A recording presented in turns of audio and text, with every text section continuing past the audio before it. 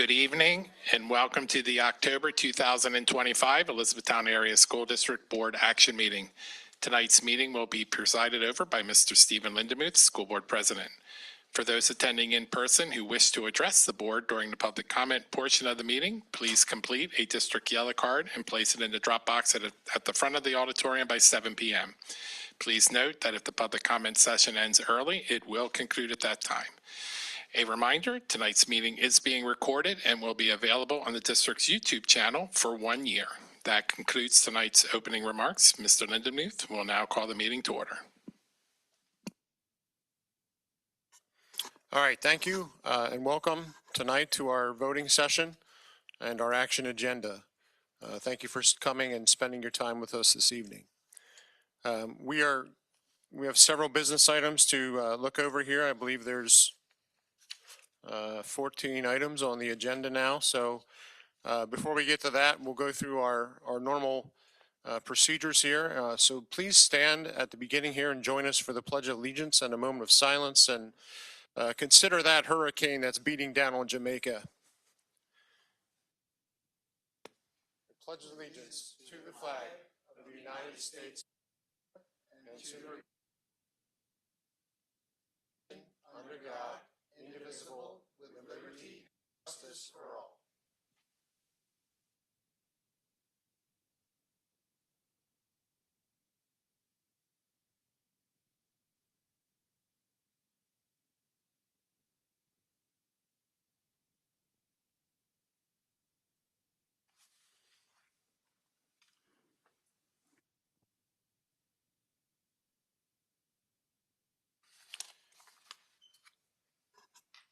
All right, thank you.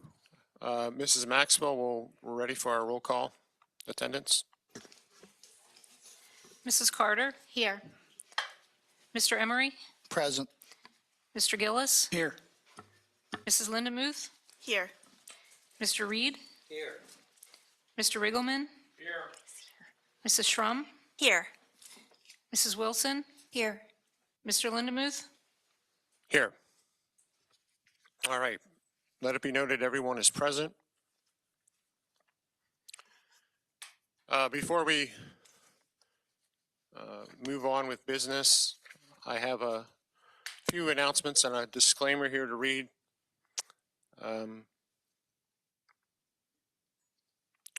In order to help our meetings run smoothly, I'm just asking once again that at the conclusion of tonight's meeting and immediately upon adjournment, we kindly ask that all attendees exit the building within 10 minutes and continue any post-meeting conversations outside. This allows our Buildings and Grounds team to begin their work closing the auditorium and preparing it for the next school day. We respectfully request that members of the public and the media not enter the stage area at any point before, during, or after the meeting.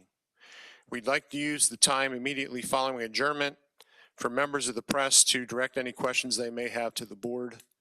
Members of the media may come to the front of the stage on the floor and wait to be recognized in order to speak with various board members. For all other attendees, if you have questions or would like to follow up on anything that is discussed tonight, please reach out to the board by email.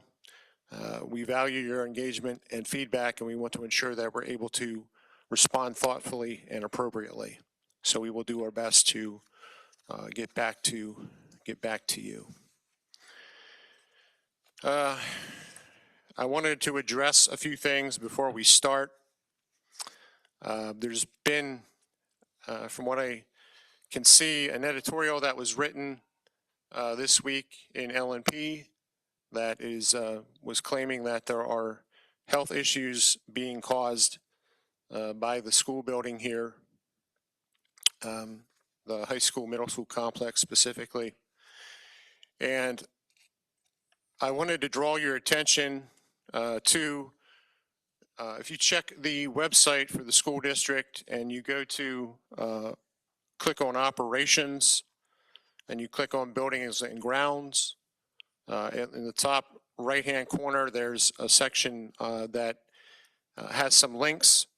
One of those links is for air quality in our schools, and another one is for sewer system maintenance and response. And those statements are showing the most current and up-to-date information we have. We just had testing done, air quality testing done back in August, if you remember. And that, I think, was about mid-August. Those results are listed there. There's a link at the very bottom of the page.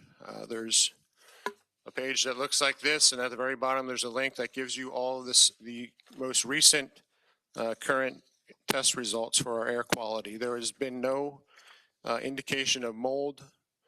All the tests came back good. So you can review that there.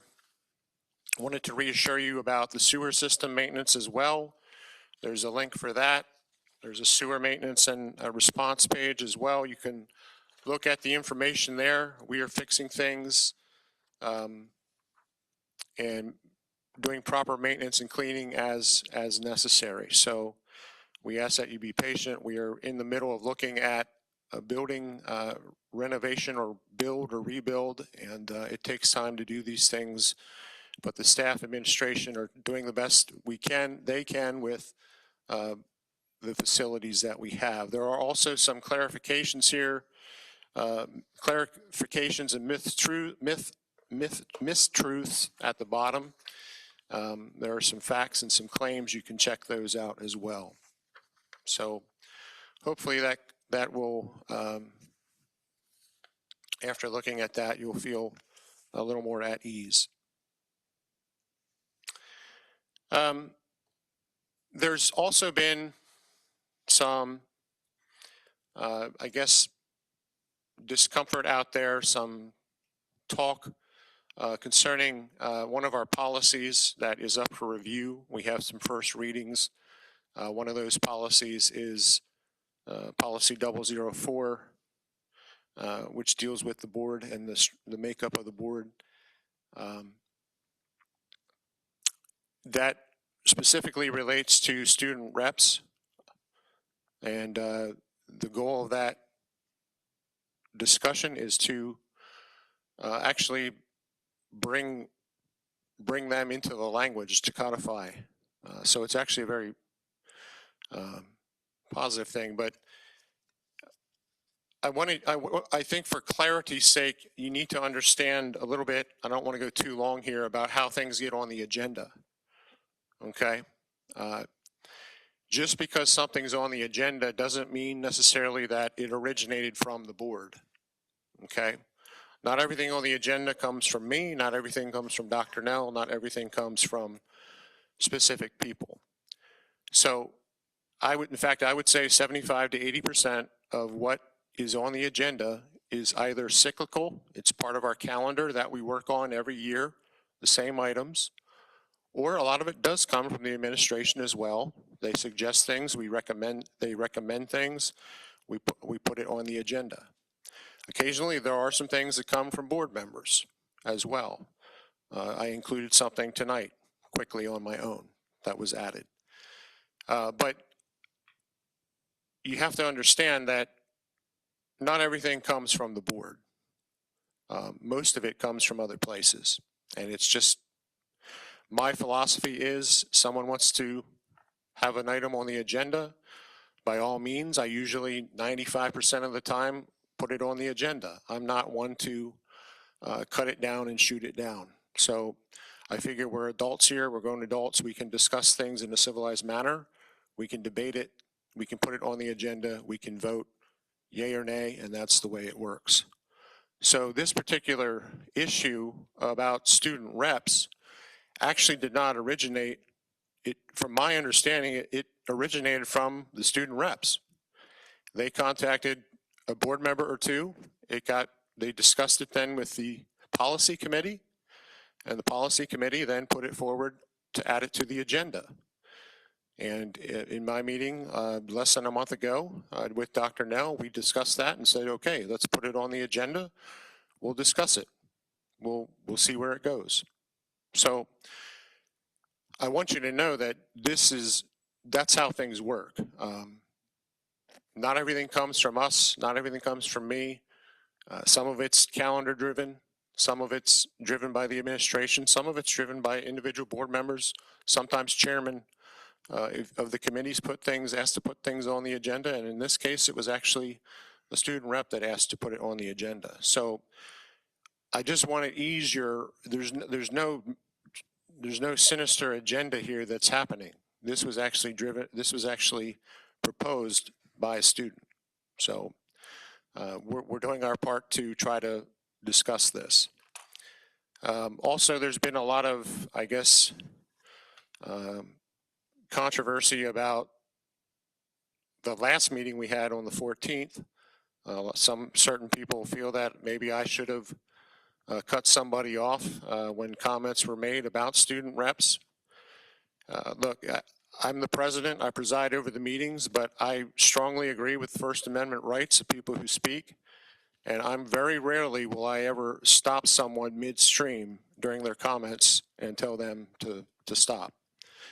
Unless it, according to our policy, and if you read our public comment policy, if it is extremely obscene, vulgar, profane, if it is extremely disruptive to the meeting, then I will step in and say something. But I don't feel that it's my job or my right to necessarily disrupt what people choose to say. And in that case, that item was actually an agenda item as well. So it was physically an agenda item on our workshop meeting for the 14th. So that's why I just let discussion go. I didn't hear anything that would have triggered those items. So with that being said, hopefully you can put some things at ease there. You may agree, you may disagree, but I would like to move on, I think, after those announcements and remarks. So if we can introduce students of the month. Oh, I'm sorry, I crossed that off. Yes, I did remarks, I crossed off approval of agenda, my mistake. So we need a motion to approve tonight's agenda before we proceed. I make a motion we approve the agenda as presented. Second. All right, we have a motion and a second to approve tonight's agenda. Do we have any questions or comments about that? All right, all those in favor, say aye. Aye. Any opposed? All right, motion, agenda is approved. We'll skip to students of the month now and superintendent's announcement. All right, it's time again to recognize and celebrate our outstanding achievements of our high school students by highlighting our students of the month. And this evening, I have the pleasure of introducing both our September and October Rotary Students of the Month and Lions Club Students of the Month. So first, our September Rotary honoree is Annalie Wen. Annalie, are you here? Just give a little wave to us. Hi, Annalie.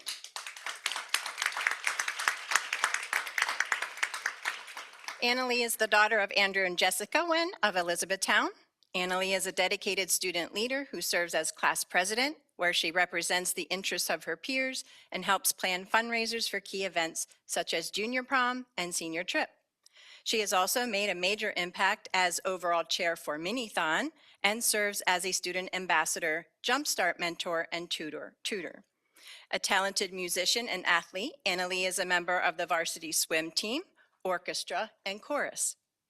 Her achievements include induction into the National Honor Society, which recognizes students who exemplify the 4 pillars of scholarship, leadership, service, and character, as well as selection for the College Board's National First Generation Recognition Program. In addition, the high school faculty honored Annalie's excellence in Honors U.S. History by presenting her with an underclass award in the course.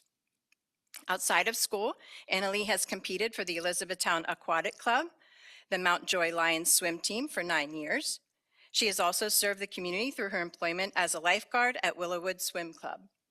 Looking ahead, Annalie plans to attend a 4-year college to pursue a bachelor's degree in engineering. So Annalie.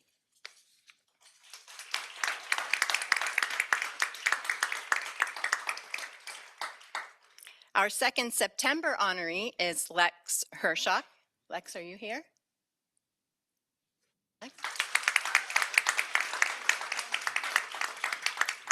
Lex is the son of Erica Hershock of Elizabethtown. Lex is an active and accomplished student who has held leadership roles, including treasurer of both the Student Council and Future Business Leaders of America, while also serving as a commissioner in Link Crew. His musical talents are showcased in the marching band as a section leader, concert band, jazz band, symphony orchestra, and musical pit orchestra. Athletically, he has contributed to the school's cross-country, soccer, track and field, and lacrosse teams. He also participates in Minithon, Fellowship of Christian Athletes, Bible Club, and the Superintendent's Advisory Council. Lex's academic and extracurricular excellence has been recognized through induction into the National Honor Society. He has also been selected multiple times for the Lancaster Lebanon Music Educators Association County Band. He has earned numerous academic excellence awards given by the high school faculty in subjects including health, computer science, career and finance, Spanish, and honors geometry. In addition, he is a proud recipient of the Do the Right Thing Award. Beyond school, Lex attended the Rotary Youth Leadership Conference. He works as a customer service associate at Adventure Sports and as a front desk associate at Willowwood. He is also active in his faith community at Elizabethtown Brethren in Christ Church, where he participates in the youth group. After graduation, Lex plans to attend a 4-year college while continuing to pursue his passions for music and sports. So Lex Hershock.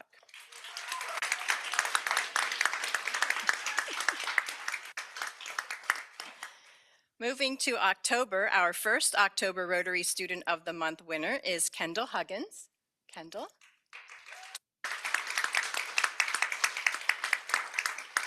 Kendall is the daughter of John and Emily Huggins of Elizabethtown. Kendall is a highly engaged student leader who holds numerous leadership positions, including Class of 2026 Vice President, Student Council President, Future Business Leaders of America President, and Link Crew Commissioner. As a member of FBLA, she has advanced to the state competition in broadcast journalism twice. She has represented her high school as a delegate at both regional and state FBLA conferences. Athletically, Kendall is a member of the girls lacrosse team. Her academic excellence has been recognized through induction into the National Honor Society. In addition, the high school faculty has honored Kendall with underclass awards in biology, wellness, honors geometry, and 11th grade health. Outside of school, Kendall is an active member of Hope Community Church in Mount Joy, where she participates in their youth group. She also balances employment at Starbucks, where she works as a barista, and Sloan's Pharmacy, where she serves as a pharmacy intern. Looking ahead, Kendall plans to pursue a 4-year nursing program to earn her Bachelor of Science in Nursing with the ultimate goal of becoming a nurse practitioner. Kendall Huggins.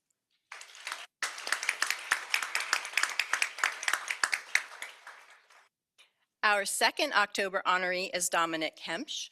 Dominic.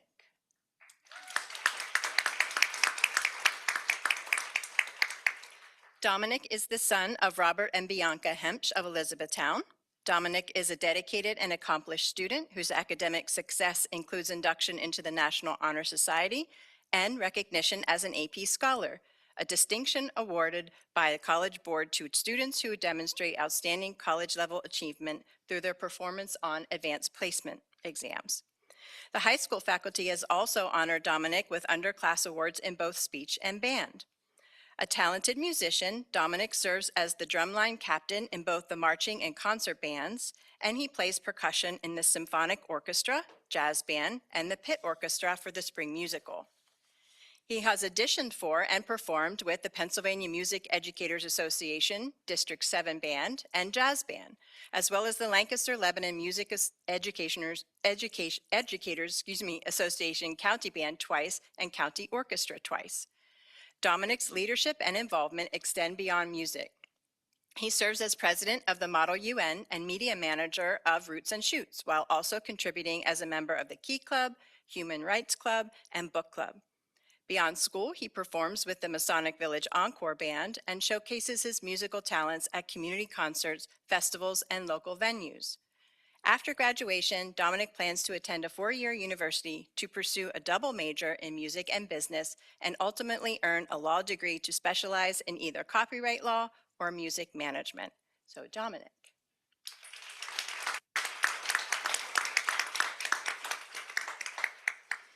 Moving on to our Lions Club honorees, it is also with great pride that I introduce our Lions Club Students of the Month for September and October. To be considered for this prestigious honor, students must be enrolled in the Lancaster County Career and Technology Center and exhibit exceptional work in ethics, skills, and knowledge in their respective subject areas. I'm not sure our honorees are here this evening. Our September honoree is Reagan Pacacha. I think Reagan's here. Reagan, a junior at the Willow Street campus of the LCCTC, is the daughter of Kent Pacacha and Sharon Halbleib, both of Elizabethtown. Reagan is a student in the Animal Production Science and Technology program. She enrolled to expand her knowledge of animals and agriculture while gaining hands-on experience in her field of interest. Alongside her studies, Reagan continues to play on the Elizabethtown High School field hockey team. She values the chance to explore a potential career through her LCCTC program and to build lasting friendships with her peers. Looking ahead, Reagan aspires to become an owner-operator hauling oversized loads of animals. She also dreams of moving to Montana one day to start her own farm and horse retreat for endangered horses, combining her passion for animal care with entrepreneurship. So that is Reagan.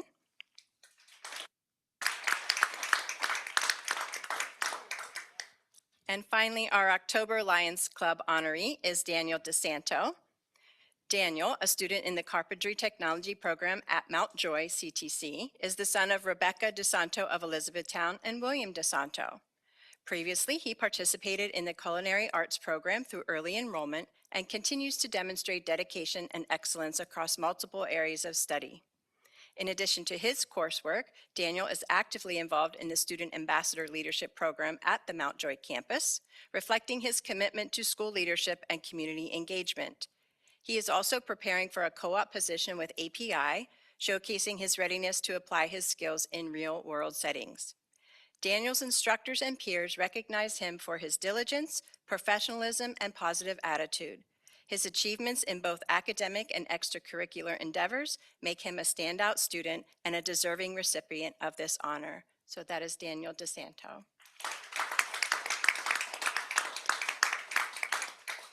Those are our student honorees for September and October. I'll turn it over to Dr. Nell, who will finish her superintendent announcements virtually. Good evening, everyone.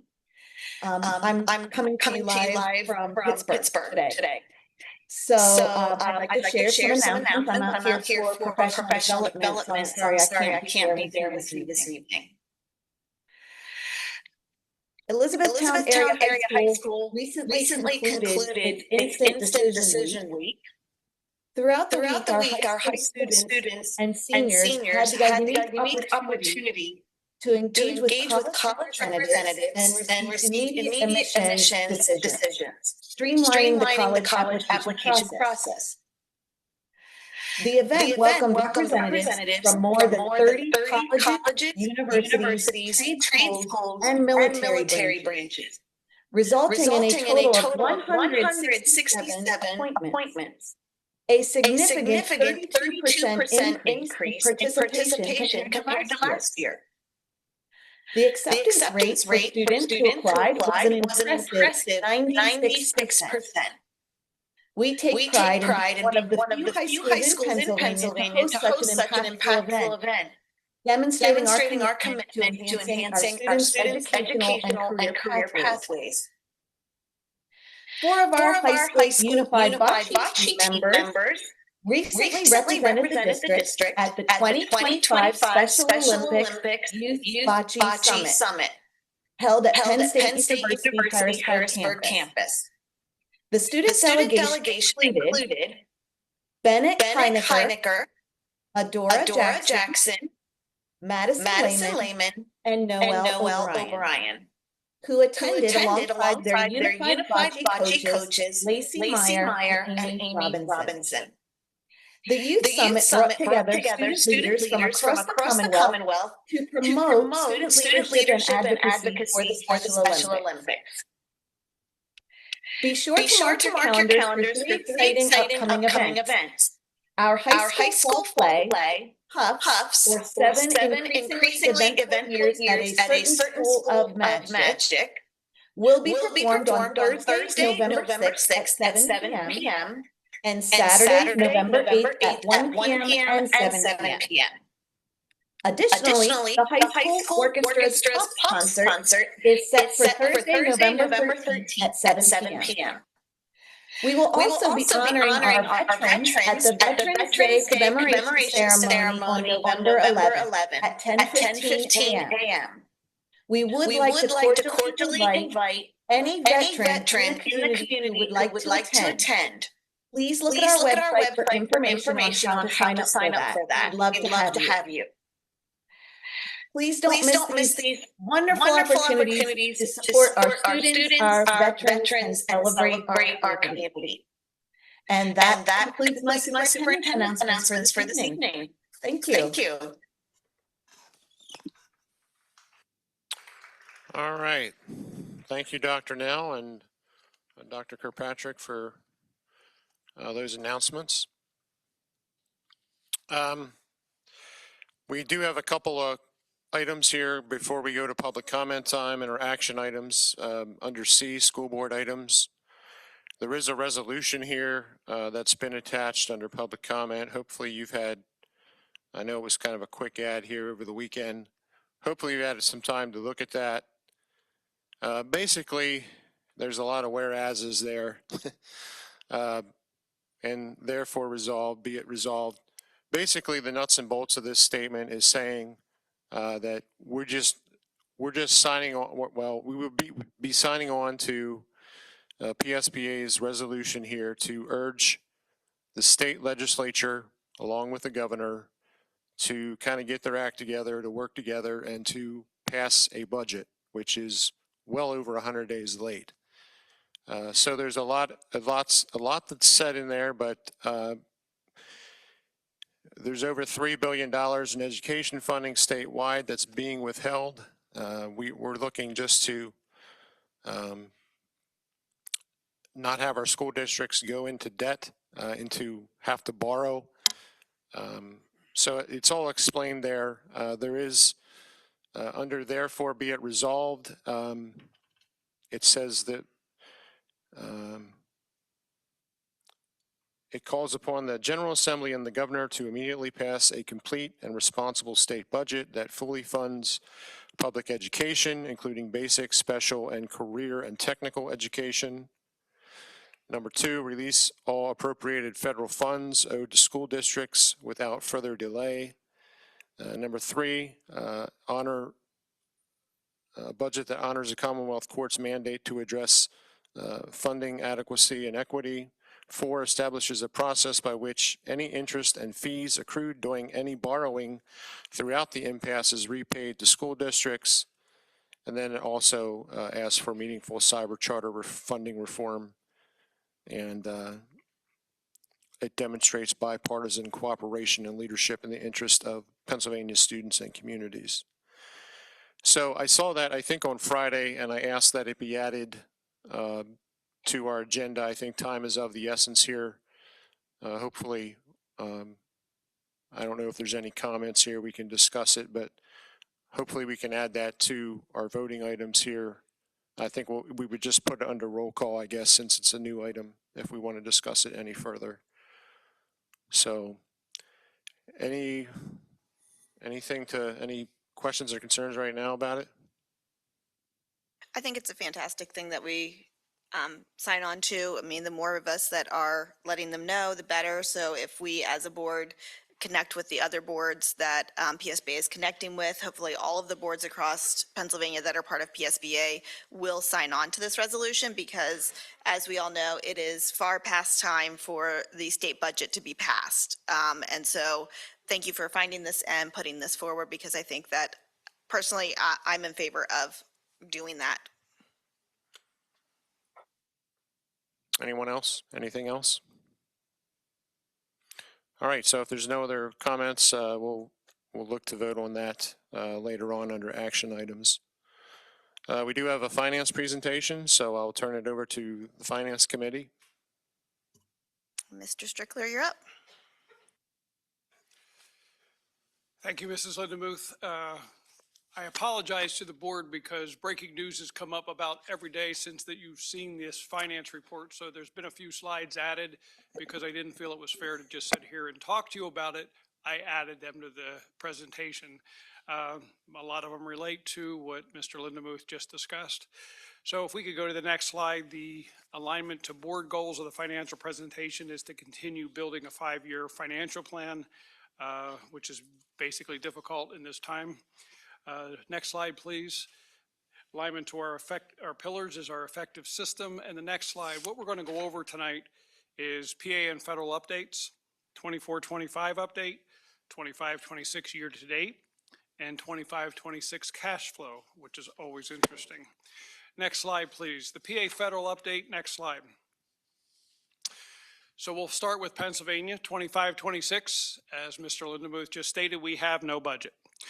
As of last week, October 23rd, I received the email from PDE that PlanCon funds for this year have run out. So therefore, at this time, the state is no longer reimbursing any school district for PlanCon, which we are owed because their money has run out until the next budget is passed. Sorry to say we missed this by about 2 weeks because we normally get late October. We are owed, as of today, for PlanCon $198,000. Will not be receiving it until there is a full budget passed. The negative of this, PlanCon is not a budgeted item with the state because it is guaranteed of them to give us something for past renovations. There is no longer a PlanCon, so any renovations that we've done since 2019 do not fall under PlanCon. However, those before do. It is owed. It should have nothing to do with the budget. They're not going to pull it from the budget. It is owed. They do have the money, as you all know, where you still paid state taxes and you're paying sales tax every day and all of that, the money is going in. This is something that should be paid $200,000. Now, just to add to that, next week, we have a bond payment at $3.1 million. Because they didn't pay us, I can't call our bondholders and say, sorry, we're not paying you. So the district will pay bond next week of $3.1 million. Next slide. Federal budget, even more fun. Federal funding for 2025 meal reimbursements. That's free lunch, reduced lunches. As of last week, same day, interestingly enough, we received this email from PDE that they do have enough money to pay us for the October free meal and reduced lunches. If you notice, the date on it is October 23rd. So when the month is almost over, they tell us they had enough money to pay us. The scary part for us, we don't know if they're going to have any money for November. Maybe they'll tell us by the end of the month. So we as a district are picking up all free and reduced meals for the month of November, not knowing if we're being paid. Also, you have paid for free breakfast for the entire school year, but the state doesn't have a budget. The state is the one that pays for the free breakfast. We have not been reimbursed for that. Won't be until the state has a budget. So you are on the hook, we as a district are on the hook for free and reduced meals. I am not, and I want to make sure that I am not misquoted. I am not in any way saying that we stop that. Our children deserve the free and reduced meals. Absolutely, under no circumstances do we stop. However, this does put us in a financial bind that we did not budget for. It has nothing to do, I'm sure, my gut feeling is that if we'd have known this and it would have been possibly cut, we'd have put it in the budget. Our kids deserve it. So, but we should have known in advance would have been nice. Next slide, please.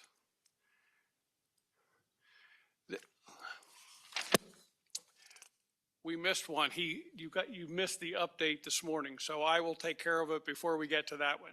The update this morning that Mrs. Maxwell and I put in, and I didn't get a hold of Mr. Porcher fast enough.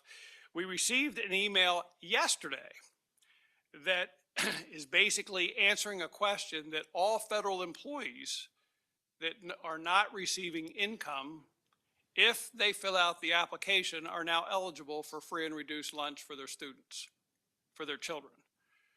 Because of that, this will add much additional work to our personnel because it will be a temporary free and reduced period. It's only while they're not receiving an income, because their income currently is zero. if that's the family income. If one of the spouses is working and takes them over the limit, then they will not receive it. But for the period of time, if we have mom and dad are both working for the federal government, no income coming in, they are eligible, but only for the period of time that they're not receiving income, which means the district, your administrative team, has to put them on, and then immediately when they receive their first paycheck, go back through the list and pull them back off again. We also have to train our homeowners, our parents, to fill out a form that they've never had to fill out before. So it's not like they're used to filling out a free and reduced form. They don't even know where to find it. So that's another issue. And then, of course, to add to that, if you haven't been following, I think all of the administrative team is fairly concerned, as well as most of the employees in the district.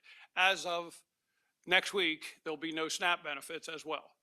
So we're personally very concerned, every one of us, about our students having food to eat at home as well as in our buildings. So we will continue making sure we're doing everything in our power to make sure that happens. Can you clarify SNAP benefits? I'm sorry, SNAP benefits are what some people know as food stamps. It is basically for families of lower incomes so that they can afford to buy food. Okay? I'm sorry, I use a Commonwealth title there. Next slide. So the 24-25 update, that's the end of the breaking news from the federal and state government. There is no breaking news that budgets are being passed. That's not happening. Okay, let's go to the 24-25 audit. The audit was scheduled for this evening. That was originally on the schedule when Mr. Lindemuth met with Dr. Nell. The audit was on the agenda. So the auditor was very nice to send me this slide, which you have on. If you look in the Federal Audit Clearinghouse, there's a 20 through 2024 compliance supplement. That tells the auditor how to do the audit for the single audit, which is the federal money that we receive. If you notice, there's a 2025 missing. The federal government has not had time yet to do the 2025. So therefore, our auditor cannot complete the audit until they're told from the federal government how to complete the audit. So we are waiting for the single audit. We're ready to go. They're not. The audit will not be done until then. We will be doing some of our paperwork behind the scenes. The annual financial report for the state has to be done by the end of November. So we'll do that on our own, but this piece is missing. I do not feel comfortable giving the board or the public a preliminary audit. I'd much rather say this is final and goes by the federal government compliance. As soon as this is done, our audit will be complete and you will receive it. Next slide, please. What I did was work with the auditors to get us some preliminary numbers. These will slightly be adjusted. I put these in a blue color because I will not commit to these in full until that audit is complete and we have everything. If you look, I gave you the same sheet that I gave you during the budget period, 2013, 2014 through 24, 25 unaudited numbers. If we go down through and look, the general fund looks to be about 5.7. That's come down a little bit with some of our adjustments, but it's around 5.7. Capital projects is 23.7. Food service is 500,000, a tremendous increase over the last 2 years. And our health fund is still in dire straits at $200,000 in fund balance. I want to make a couple notes on this because if we look at the first line, it's a huge change. We've gone from 16 million in 22-23 to 5.7 million in 24-25. This year, the 11.2 from last year to the estimated 5.7, you as a board directed $5 million be moved to capital reserve because that's what you agreed to when you purchased the 2024 bonds. So $5 million was moved. If you notice, a lot of that was used to pay for the project because if you look down the line below, we only went from 21 to 23 million. So we only went up 2 million because in that bond, that capital, just so that you know, capital projects fund balance includes our bonds that we're spending. So that's not money that's there permanently because all $7 million of that is bond money that has to be spent by May of 27. The other $500,000 in the decrease to 5.7 is what you directed as a board, that the 23-24 budget was or 24-25 budget was not fully funded, and we were told to take anything that was not covered out of fund balance. The administration did a fantastic job because the original budget was about $1.2 million short. We have it down to somewhere between 500 and 700,000. I'm not committing exactly until I have an audited budget. So it's somewhere in that neighborhood. It's not that we don't know, but until that final number and the final audit's done for federal, I can't commit exactly. Now the concern that I have now, and I'm gravely concerned, if we're at $5.7 million, 25-26 budget is a $1.5 million shortage without salaries. Salaries are going to come in around $1 million, so we're about $2.5 million short, which is going to take us down to a $3.2 million fund balance. What that does is the state allows all school districts to have 8% of your budget as fund balance. In E-Town's case, we're a little bit short in that number, and we are running a $3.2 million is 3.9% of our budget. In my 25 years experience in school districts, I've never been below 5. Extremely nervous. And I'm not saying this to you to worry you. I have called PASBO in. They are reviewing my numbers to make sure. I always like a second set of eyes. I don't want to sit in front of you and saying I'm always right, because I'm not. I'll be the first to admit it. The next conversation we will have in December about Act 1, somewhere in that period of time, I'd like to have a conversation with PDE to see at what point I'm supposed to let them know where we are. I don't know. I've never been this low. But 3% of your total budget is not a lot of money to put in your savings account. And that's really where we are, what we're anticipating to be at the end of this year. As a school district, we can't, it's not like at home, we can just stop purchasing something for a month. We're committed to the year in payroll. Your payroll is running somewhere between $55 and $60 million of $80 million. There's no major cut you can make in payroll right now to stop. So at this point, I am extremely worried about 3%. We do have the positive, if there is a positive in this, is that the capital reserve has money for any major building issue. So that can be covered under capital reserve if it's a major issue. So I'm expressing that to you. We will have a lot more discussions in December when we have to decide what we're going to do for the 26-27 budget.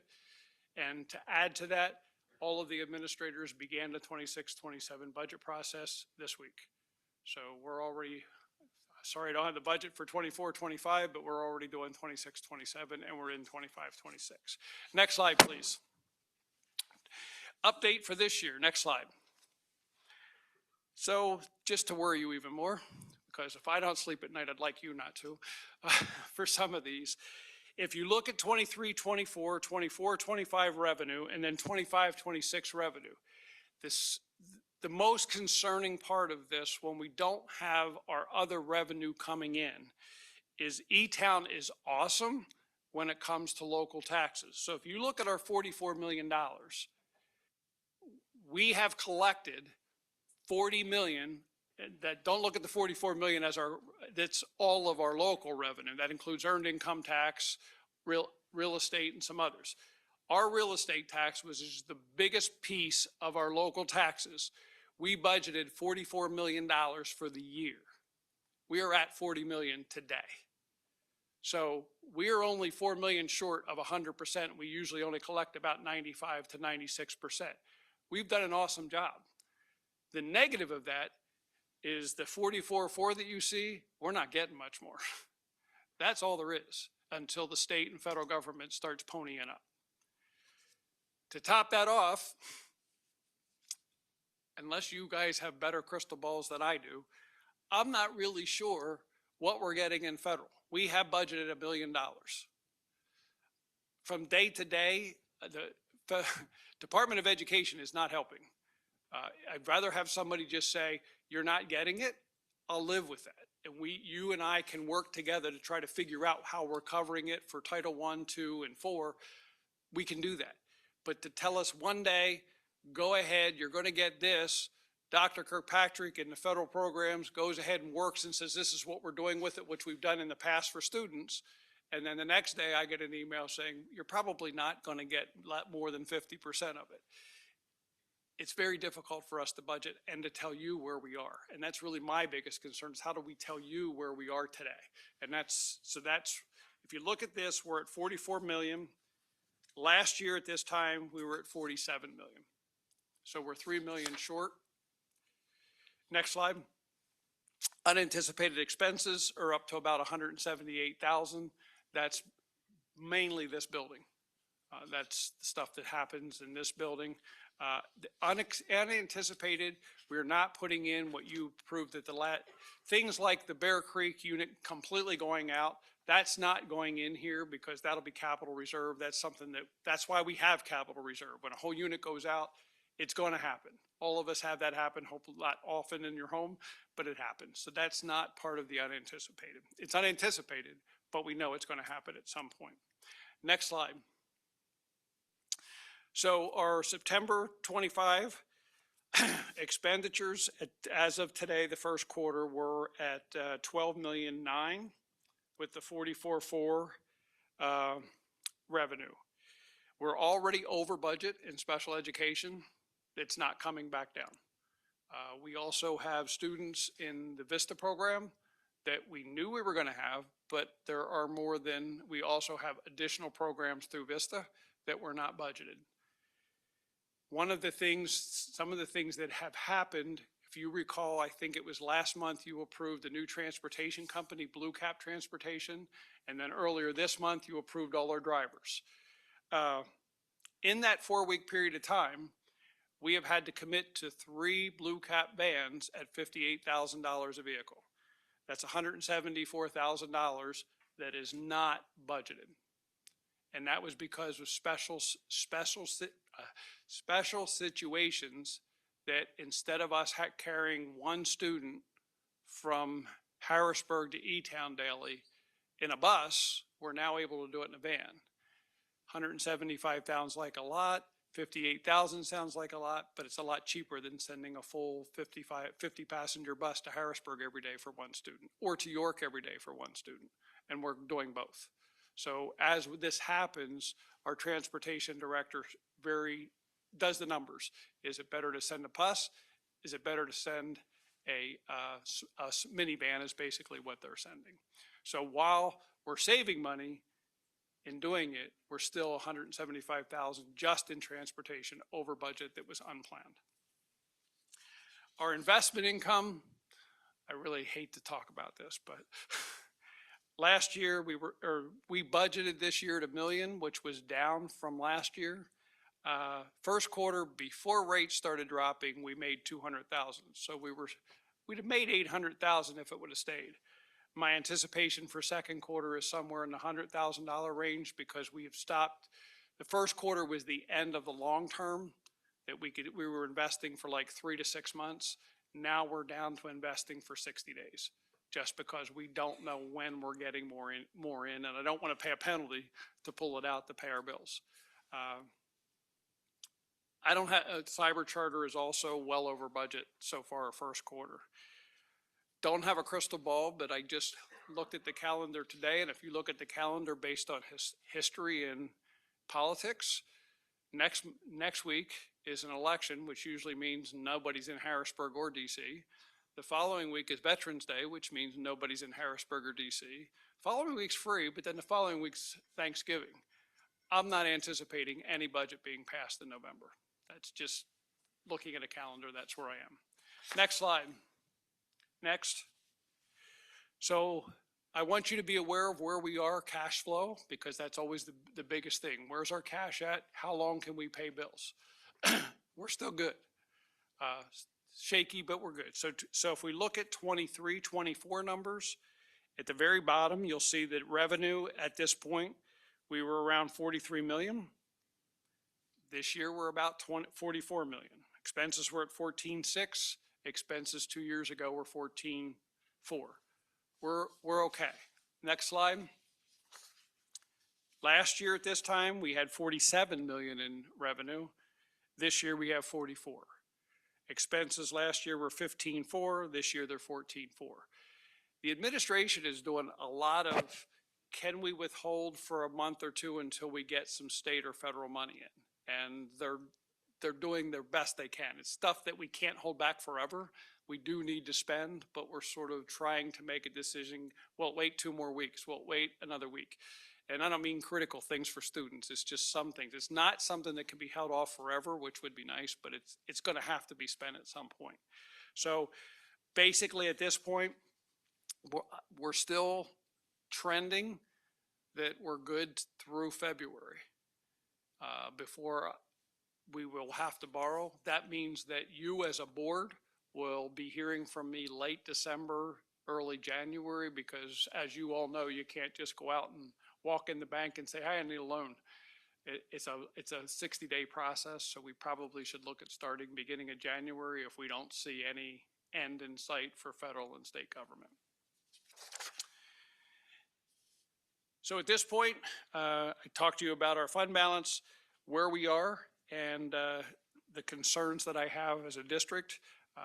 And we will have more discussions in in December on the Act 1. So any questions?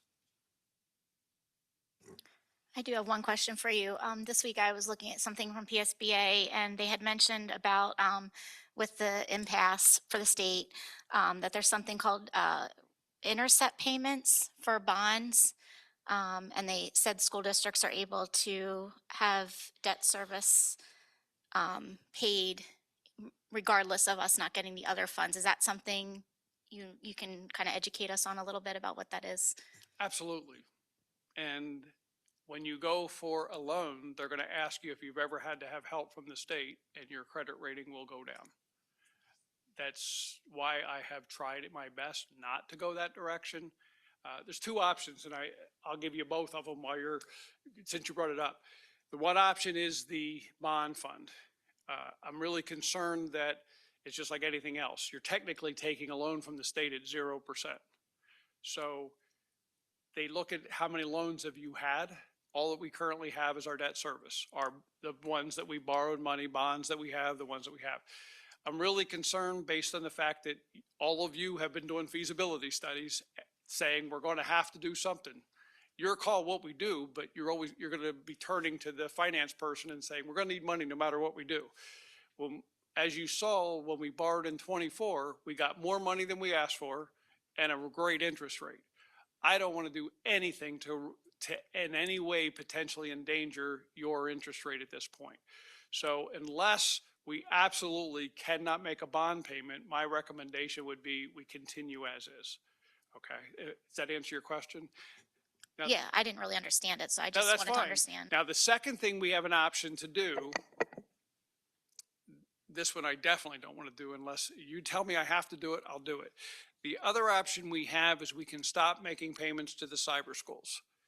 That can stop tomorrow, and we can just totally discontinue. However, E-Town historically has done that. For the last 2.5 years, our business office personnel have worked very closely with me, and we have gotten all cyber schools off of the non-payment. They're billing us direct, and we ACH them the money direct. What that means is we don't pay them, they send it to PDE, and PDE withholds money from our payment from PDE and gives it to the cyber school. That sounds like a great idea. However, we don't pay the same thing 2 months in a row. Students go into cyber school, come out of cyber school, and every month, every cyber bill is different. Now the problem becomes, if we just do 1 month, if we discuss with the cyber school, there's a student that shouldn't be in there, but you billed us for it. Oh, okay, we'll take it off. You got to go back to PDE and claim it from them because we're not giving it to you. So now we have to go back, fill out paperwork for PDE and wait till PDE pays us the next time. So we could be out money for 3, 4, 5 months. That's a 1 month. Now, if you think about it, we're already out 3 months, 4 months with October. If we keep going, we could be still trying to figure it out a year from now as to who owes who what. So my biggest concern is that, again, we can keep paying them. We'll have to have a full-time person in the business office do nothing but try to figure out who's what, how many days, because we pay them by the day. So if a student pulls out on the 14th of the month, but they've put in for the full month, now we got to go back and get that. Again, it's not something, the little bit we would save on that will easily eat up in hours. So that may be something else that you might see from PSBA. They're recommending that strongly if you're at the point now where you need a loan. That's the two options. One is no debt service. The second is to not pay Cybers.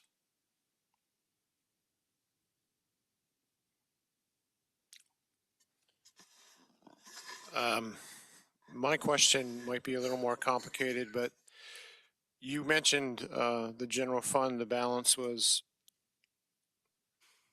11, 8 and 21, 22, 16, roughly over 16 in 22, 23, and then it was 11.2 million in 23, 24. And we put $5 million into cap reserve. So we as a board voted to put that in. What kind of difficulty do we have if we want to can we take 1 or 2 million back out of cap reserve? If we voted it in, can we vote it back out? The money that you put in was what you as a board agreed to when you took the bond. That what we wanted to do was that the original plan for the bond, or the original plan for the construction, was to use all of your cash and have basically this no fund balance. It was going to pay everything out of that. The negative, and that's fine with most districts to get down to like a $5 million fund balance that aren't planning any future projects. We don't have that luxury right now. We're planning another project, so we need something in capital reserve to use as we have this as a down payment going for another loan. So we actually did two things. One, we kept our cash, and two, you made money on the money because we went for a $15 million bond. We sold it for 16.2 million. So we made 1.2 million free money per se. And we also made interest over what last year's full payment for bond 24 came out of the interest received from the bond. So we really had no money out of the district for one full year from that bond, plus we received extra money for the bond. It was a great deal. It was the right time. Right now the interest rates wouldn't work that way, but it did at that time. So once you put it into capital reserve at any time, but you had to, because when you borrowed the bond, it said in there that the district will put X into capital reserve. And I went back to double check it as we were doing the audit. Mr. Riegelman made the vote. Nothing to do with you, but I just happened to see that when I was looking at it. And we broke it up over your motion was to break it up over 2 years. And that's what the district did. We didn't take the whole $9 million at once. We broke it up. It was 9 million into cap reserve. And then the rest we used the bond 2019 to pay the $5 million differences. So sorry to say you cannot use anything out of capital reserve, cafeteria, or for general fund expenses. It could only be general fund. My other question is the field house is technically now paid off, Correct. correct? So we're done with payments for that. That's correct. I guess, and this might be a question for the finance report. I'm having difficulty understanding what PITSLAF is exactly. That's savings we have that's being invested. Is that right? PITSLAF? Pennsylvania School District Liquid Asset Fund Mhm. was created by the state of Pennsylvania for all school districts.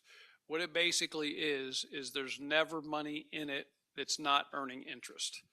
And they will take ours, they base it that one school district may not have enough to get the highest possible interest rates, enough millions. So it's all those districts together investing in long-term, short-term notes. We invest stuff on a 7-day period. We invest stuff on a 9-month period. So we never have money in our account per se that's not earning interest. It's not just sitting in a checking account at the lowest possible interest rate. So all it does, PISLEV is not a bank. It's just a holding spot for cash that makes money. PNC is our bank. Whenever we want to pay our bills, we move it from the school district liquid asset fund, PISLEV, to a holding account that PNC then pulls our money out of and sends it to our vendors that we owe. So that PISLEV it's not a bank. It's an interest earning. They hold our money and earn interest constantly.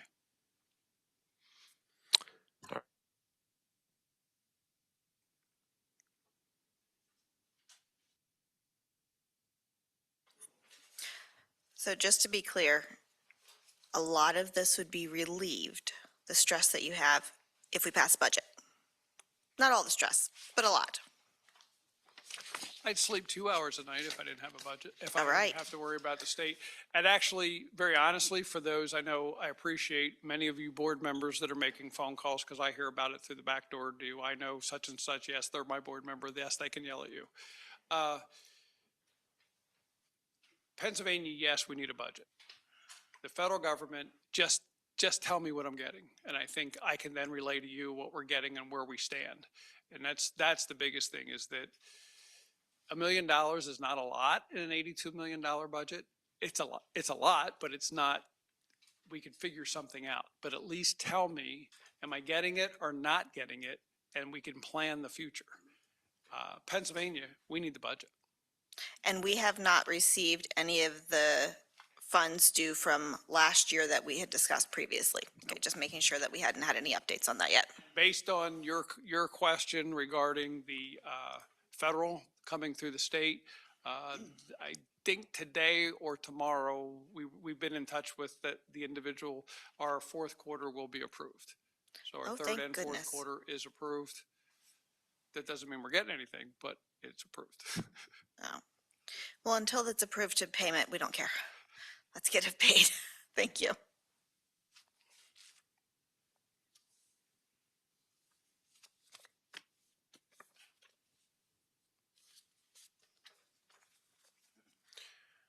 All right, we are coming here to public comment time on agenda and non-agenda items. Looks like we've got a healthy amount here.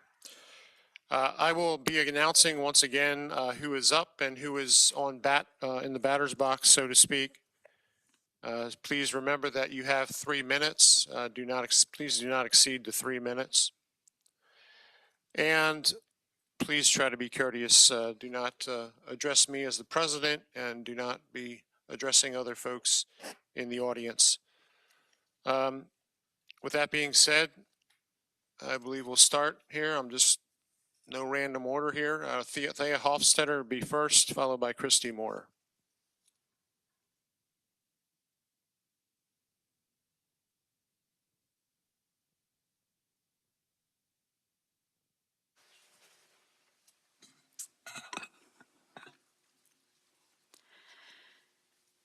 Good evening, Board. I appreciate the financial updates, and we definitely need to get some budgets passed for state and federal.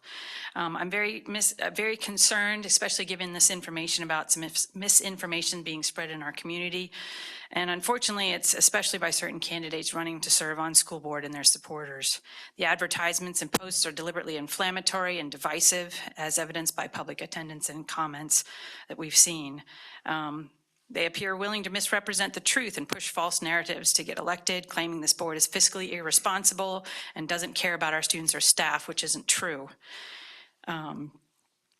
They claim to represent fiscal responsibility, but they misrepresent or ignore what the numbers are pushing to push a narrative, and I wanted to bring to attention a couple of those claims. They've said we have to stop using reserves. Has the board voted to include use of reserves to balance the budget? Yes. Has the district actually to date had to use the reserves? No. As a matter of fact, the district has made a significant profit over the last few years. You can check the financial reports. And so while the budget impasse is affecting us right now, once that money comes in, it makes sense that we'll be basically back to where we were. They have claimed that the board budgeted $0 for the library. Did you agree to the budget cut that was proposed by the administration that would eliminate purchase of new books? Yes. Were all the funds for the library and services cut to zero? No. Library services are still there. Librarians are still being paid. The board has not put the district into financial jeopardy. Again, that you couldn't have anticipated the impasse. What you have done is help to protect us as taxpayers from excessive spending and trim the fat from budgets. Taxes have already increased by almost 50% over the last decade, and the candidates want them to increase by over 50% in the next 9 years. You move forward, following procedure, making decisions to address problems that you inherited from the last decade or so of directors' improper management that didn't maintain infrastructure and led us to a current physical state of the district buildings. The board instituted testing to ensure student health and safety while in school until a solution is complete. Plus, you've been saving money as you can by encouraging thinking outside the box. It concerns me that candidates continue to twist to the truth and are indifferent to ensuring that they themselves communicate in a respectful way. They and their supporters have consistently personally attacked current school board members, you guys, with insults in their public comments, especially before they decided to run for office. It's not professional. It's not appropriate for someone wanting to be elected to serve and represent our community. That's not helpful. It doesn't invite debate or discussion. It isolates, insults, and creates deeper division. Not the way we need to communicate to effectively solve problems and build relationships. I pray that those elected to the board in positions next week can set a good example for our students, being civil and respectful in communications, truthful and transparent, and show real fiscal responsibility. Thank you.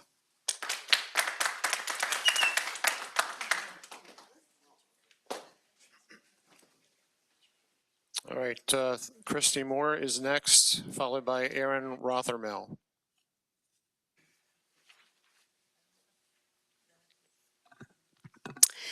Okay, good evening.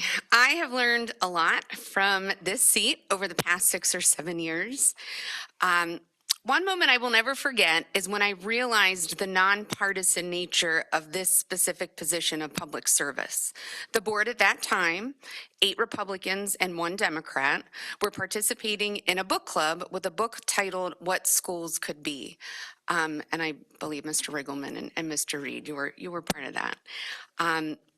I knew I had very different political views than most of those on the board, but to hear them all be on the same page when it came to the important work they were doing here really made something click for me.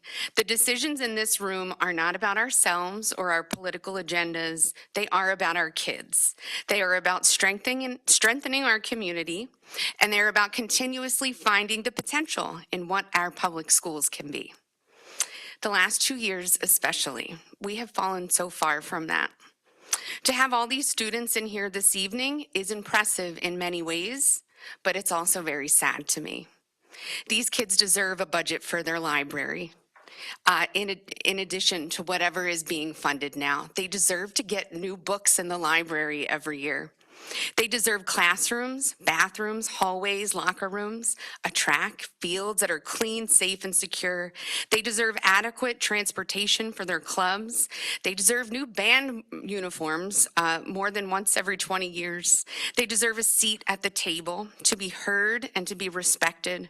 They deserve a public that values them, who will not speak about them in the way they did last meeting.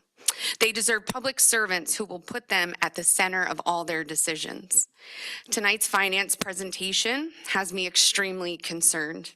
As a parent and as a taxpayer, I am not speaking as a candidate. What will be left for my 7th and 5th grader? How much is there left to cut? You repeatedly ignored the advice of the financial experts you hired and paid to advise you to save and, yes, raise taxes for a set period of time. And now we are on a path towards receivership. How exactly were you or are you planning to get to the $100 to $175 million for this project? What will my tax bill look like when the state does have to come in and take over? I have appreciated your years of service, but I just think the time for change has come. Thank you.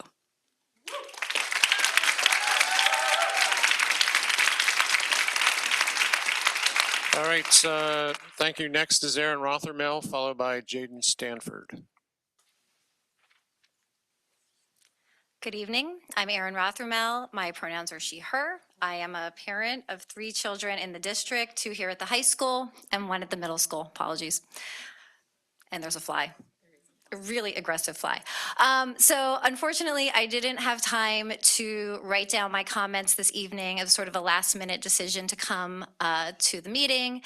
So I will not be as eloquent as Christy was speaking before me. But I really felt like I needed to come and just say to the board, you have a hard job to do.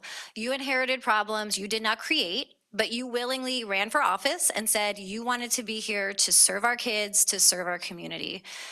There are a lot of problems. It's a complicated situation. There's issues that are coming from the state, from the federal government that are outside your control. But there are things you can control, and we want what is best for our kids. I think everyone in this room agrees with that. That's why we're all here, because we care about the kids in this district, and we want them to have a nice building to learn in. We want them to have good programs, enrichment. We want them to have books in the library, music programs that our district is well known for. So many wonderful things that happen in this district. But, you know, saying we're never going to raise taxes, making decisions that were campaign promises, and then holding those so tightly and not being able to compromise and loosen to make decisions that might be unpopular with people who voted for you, but are ultimately better for our district and our kids. It's a really heated time. Politically, our community is very divided, which is super sad. And I think as a district, school boards are usually pretty apolitical, and that has changed so much over the past half decade. And I just really encourage you to try to set aside that partisanship, really look at these numbers, which are super scary, and make some decisions where you're thinking about the kids and not so much about the adults in this room, but really the kids in this room who are the ones that really matter when we're having these discussions. Thank you.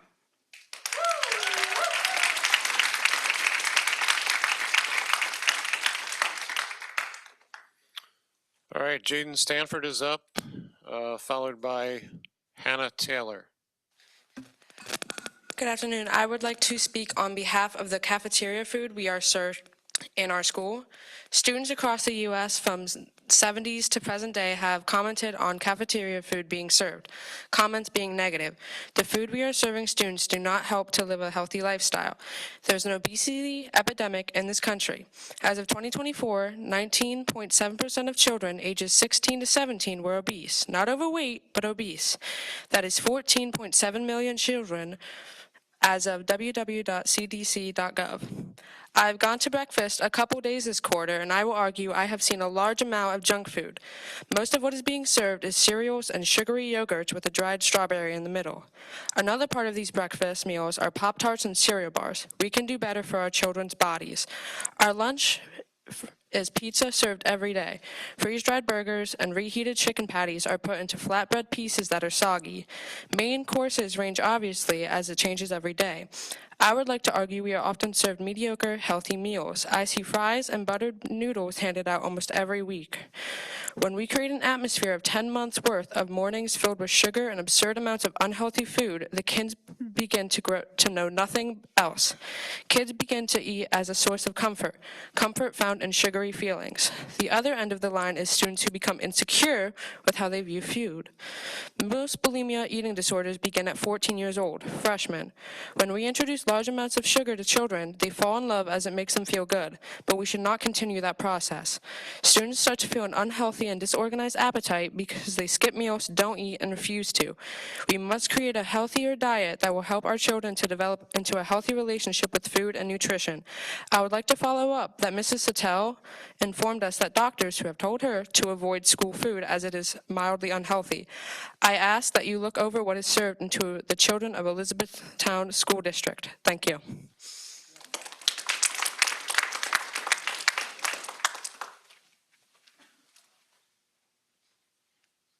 All right, thank you. Hannah Taylor is next, followed by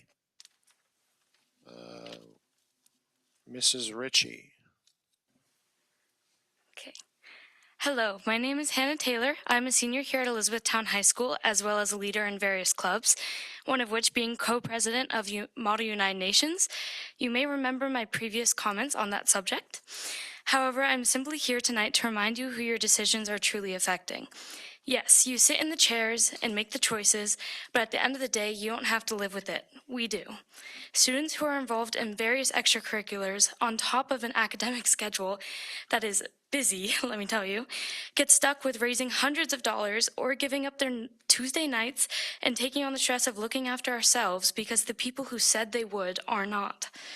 Please consider the choices you've made, how they actually affect us, and how it got so bad that the town and student body are now speaking out.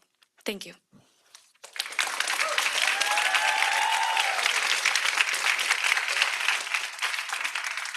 All right, Juana Ritchie, followed by Olivia White.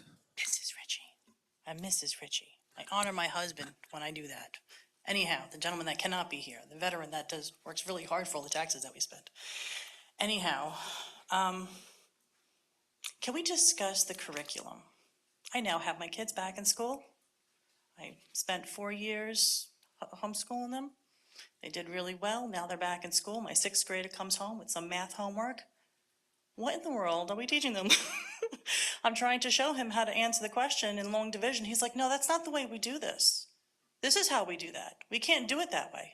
That's not the right way. So unless you guys are going to give us parents a little, crash course in how to do their math, can we just go back to the simple arithmetic that we're supposed to have and not, I guess it's Common Core or whatever it is that we're doing? And another concern that I have also is your ELA. My 8th grader is in and reading great books, except for the fact that we're so worried about our children being anxious and depressed and worried and stressed and all of these other bad thoughts.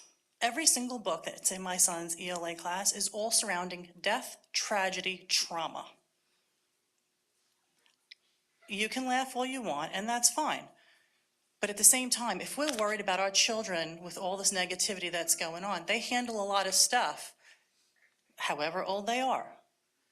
Can we just enlighten them with some alternate books that are more positive with the same, Edgar Allan Poe's great. I'm an avid reader, great.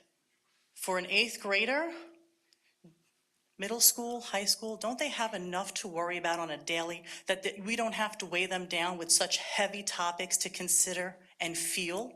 And if we're going to do that, can we at least balance it out so there are additional reads that they can take on to learn what they need to learn in a positive factor, uplifting? I don't think that that's a funny or ridiculous thought. And also, as for the budget, if we've made so much money, and if we have money coming, and if we consider the over 14,000 new units that are coming into town, I don't think it's ridiculous for us to continue to do what you're doing, to tighten that belt, is what someone had said at one point. I appreciate it. I see a lot of elders right now struggling. I know many renters that have had to move out because their owners have pushed up the rent. $13.50 for a 2-bedroom apartment should be shameful, especially when it's smaller than my living room and bedroom combined. So please continue on the right path. Remember where you started, and I appreciate you. Thank you. Point of order, Mr. Lindemuth. There's a lot of chatter, comments being yelled at, laughing while people are speaking. Yes, some of you may be new here. I don't know. This is your first meeting, but we typically do not endorse comments, jeers, etc. Please show your respect when people are speaking.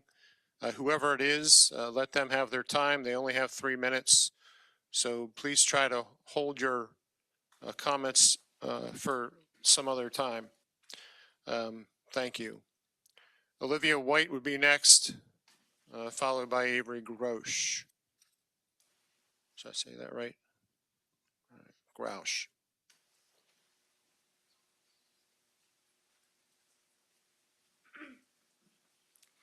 Hello, I am Olivia White. I'm a senior. I just kind of want to give you an idea of where exactly I'm coming from. I'm a heavily involved, sorry, I'm a heavily involved art student. I am a stage manager for theater, and I am a big extracurricular lover. I'm not in band, but most of my friends are.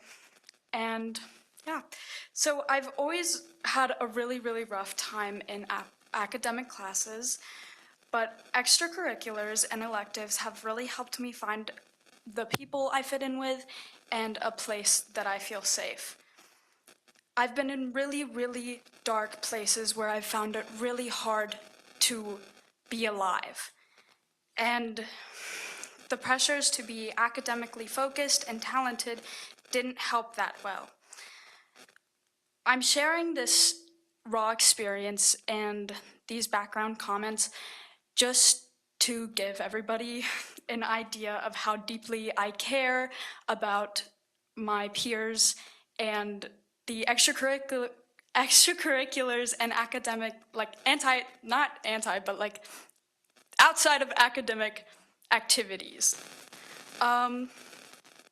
In no way do I mean any disrespect to any of the adults before me. I just am here to be heard and seen along with all of my peers. We have for a while felt invisible and silenced. I just feel so terrified with some of the comments I've heard from the adults who have direct impacts into our lives. And I'm here to speak for all of the people who are affected by these cuts and scary comments. So, yeah, thank you.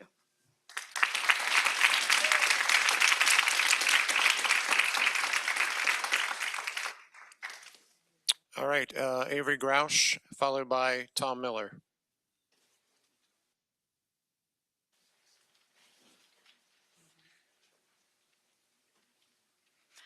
Good evening. My name is Avery Grosh. I'm a senior in the high school.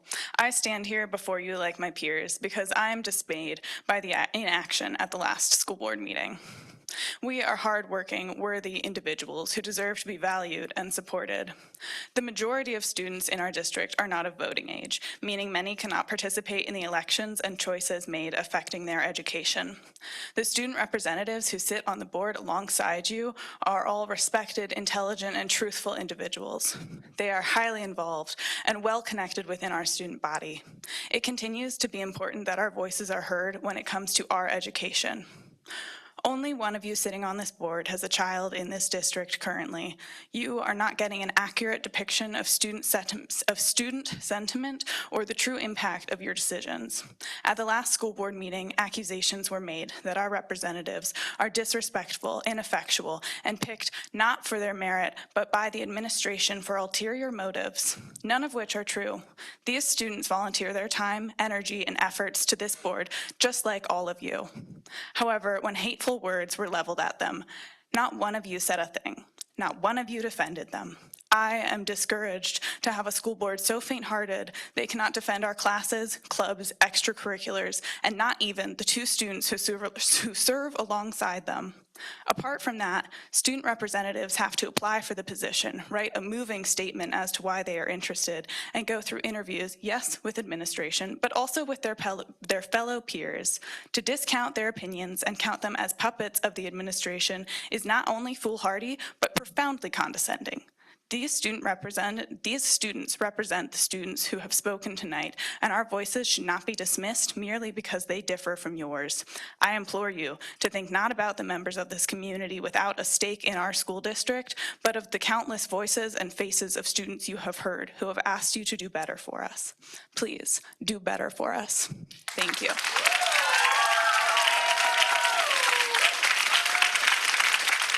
All right, Tom Miller is next, followed by Jamie Fickus.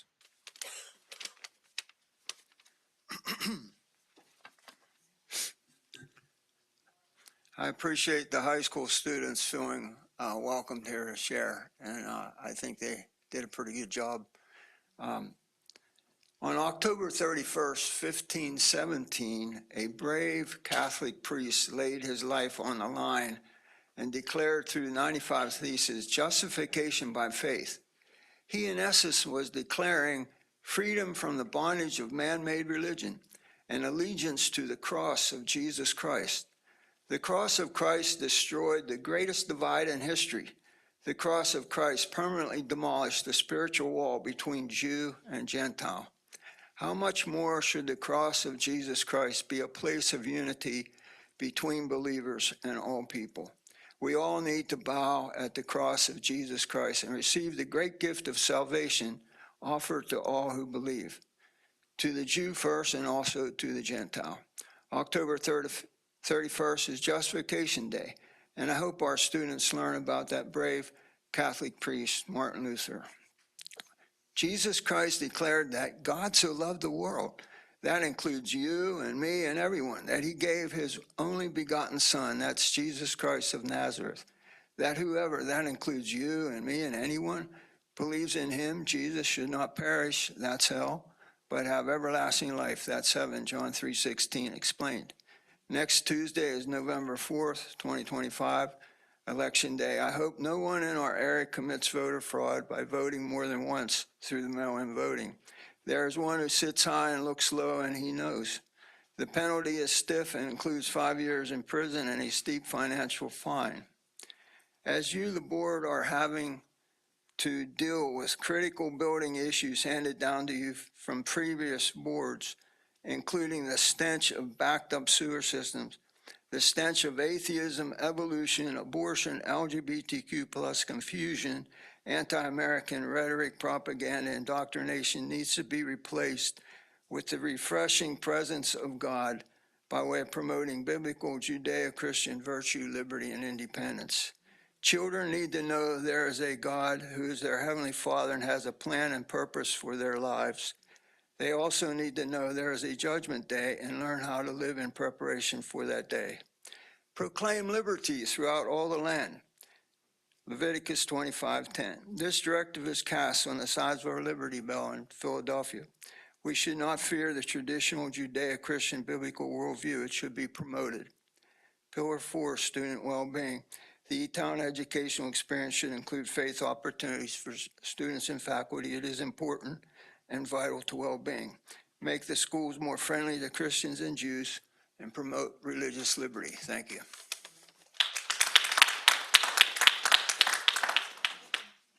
All right, thank you. Jamie Fickus is next, and then Doug Lamb.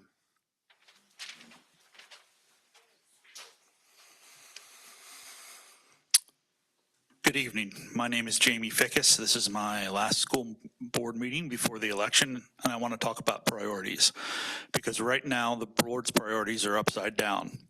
4 city members, Menno Riggleman, Steve and Danielle Lindemuth, and Jim Gillis, have spent their time signing national court briefs about bathrooms and genders while our schools are falling apart. The roofs leak, HVAC systems fail, and our savings are gone. I hear often, we can't keep raising taxes, we have to think of our seniors. I agree. We should think of them, but we're doing nothing, and it's not protecting them. It's bankrupting the future they built for us. Refusing to raise revenue while refusing to fight for fair state funding isn't fiscal responsibility, it's negligence. Investing $1 saves 4 later. You didn't hire a grant writer. You refused to lobby our state representatives. You've offered no plan to fix our facilities or restore programs for students, that making it fall on us.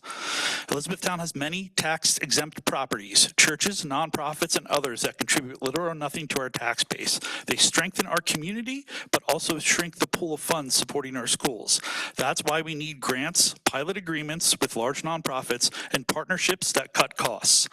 You keep treating taxes as a campaign slogan, but bring no real solutions. You were elected to solve problems, not expose this district to costly lawsuits. The Independence Law Center won't foot those bills, we will. At the last meeting, a community member insulted our student reps, kids who volunteer their time to offer perspective. They were mocked, and you all did nothing. When adults target kids, that's not free speech. That's failed leadership. For the outgoing board members, you had your chance. This community is organized and done settling for the bare minimum. Nearly 40% of our voters, 44% actually, wanted a different direction. You owe them respect, transparency, and real leadership. Whether I'm elected mayor or not next week, nothing changes for me. I'll be here with the rest of this group, holding you all accountable, no matter who sits up here. You have to deal with us. We're parents, we're neighbors, and we refuse to give up on E-Town's kids. And if it helps you recognize us, we'll be the ones in the inflatable frog costumes. Just kidding, mostly. Elizabethtown deserves leadership that fixes roofs, not blames the rain. Thank you.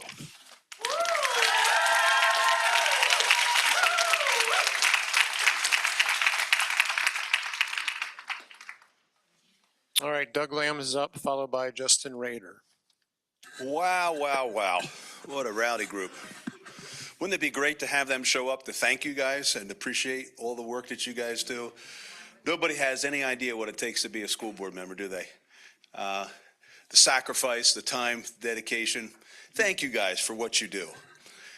Being a little facetious here, why are you putting on the website the truth about our air quality?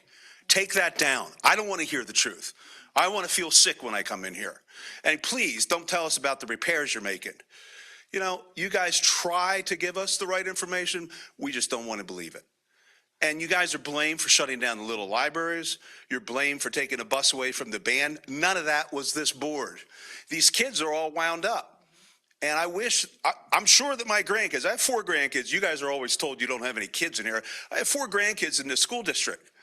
They weren't invited to this meeting tonight because they have a different opinion. And the vast majority of the students here do think differently than the group that's here tonight, and the voters think differently than the group that's here tonight. So we have a hard task in front of us. We can't continue to raise our taxes by 20% every 4 years. My salary doesn't go up by 20% every 4 years. Nobody's salary in here is going up by 20%. So you guys are tasked with how do we keep spending under control, take care of all the obligations, and you're not going to be able to do everything. Thank you that you do fund the library. It's a lie that you don't. You just aren't buying new books. And you guys know the facts about how many kids are checking out all the new books. The library is not used as much as the people in this audience try to make us think it's used. So I'm just thankful that you guys are willing to put up with this rhetoric. We don't believe it. Next week, we'll vote and we'll find out just where everybody is. We're behind you. Your community's behind you. Thank you for the ridicule, the accusations, all the stuff that's thrown at you, and you still come to do your job. We appreciate that. We look up to you. We respect you. We really do. And this whole student representation, it's a little complicated. The board should have an opinion about who those individuals are. You guys have no say. And I happen to think, I'm sorry, that we need to have a guy and a girl on that. And I wouldn't mind having somebody from the FFA on there. Let's get some diversity. Don't we believe in that? So thank you guys for your willingness to stand up. We can't continue to raise taxes by 5% every year. There's people leaving this area already because they can't afford the school taxes. And we don't want to be known as the most highest tax school district in Pennsylvania. Thank you very much. Appreciate you guys.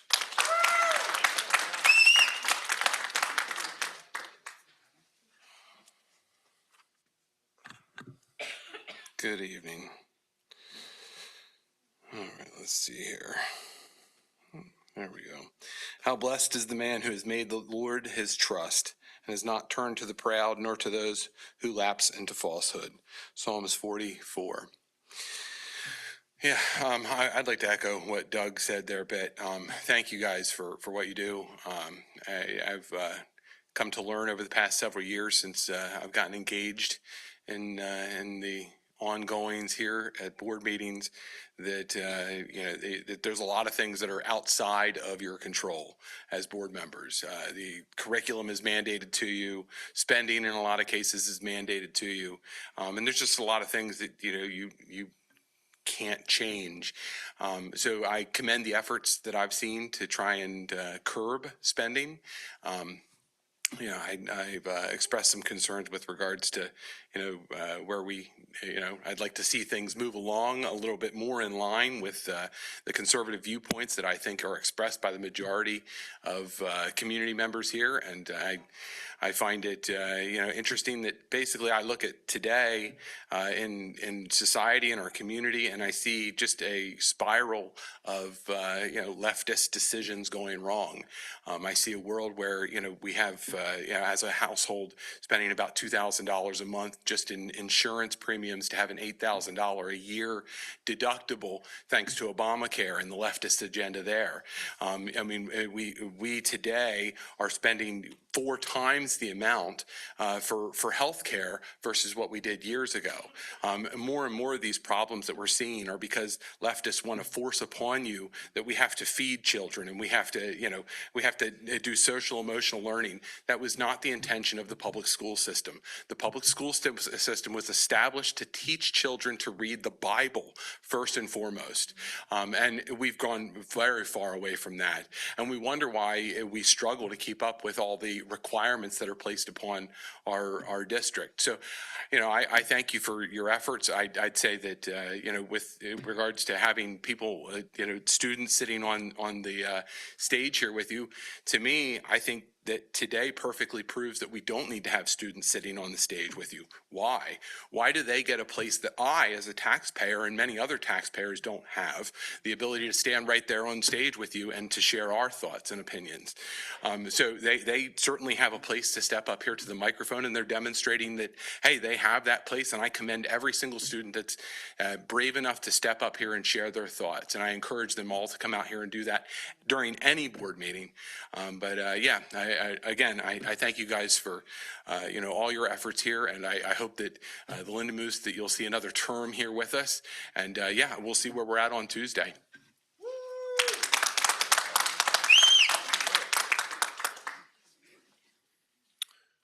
All right, thank you. Sienna Tyson would be next, followed by Melissa Cook.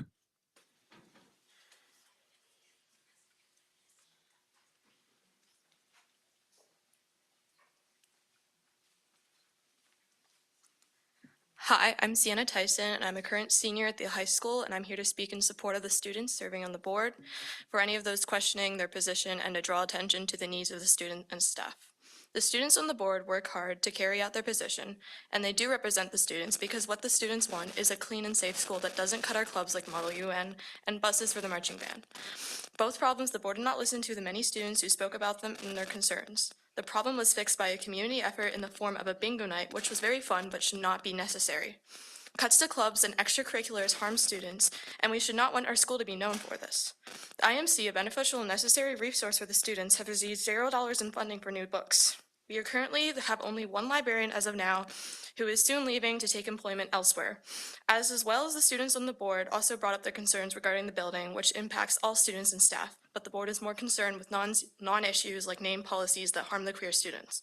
To summarize, these students are an important way for kids in the school to have a say in policies that impact them, as the vast majority are not of voting age. No relation, but all I can say now is that I'm excited to participate in the upcoming election and take part in the democratic process as a first-time voter this year.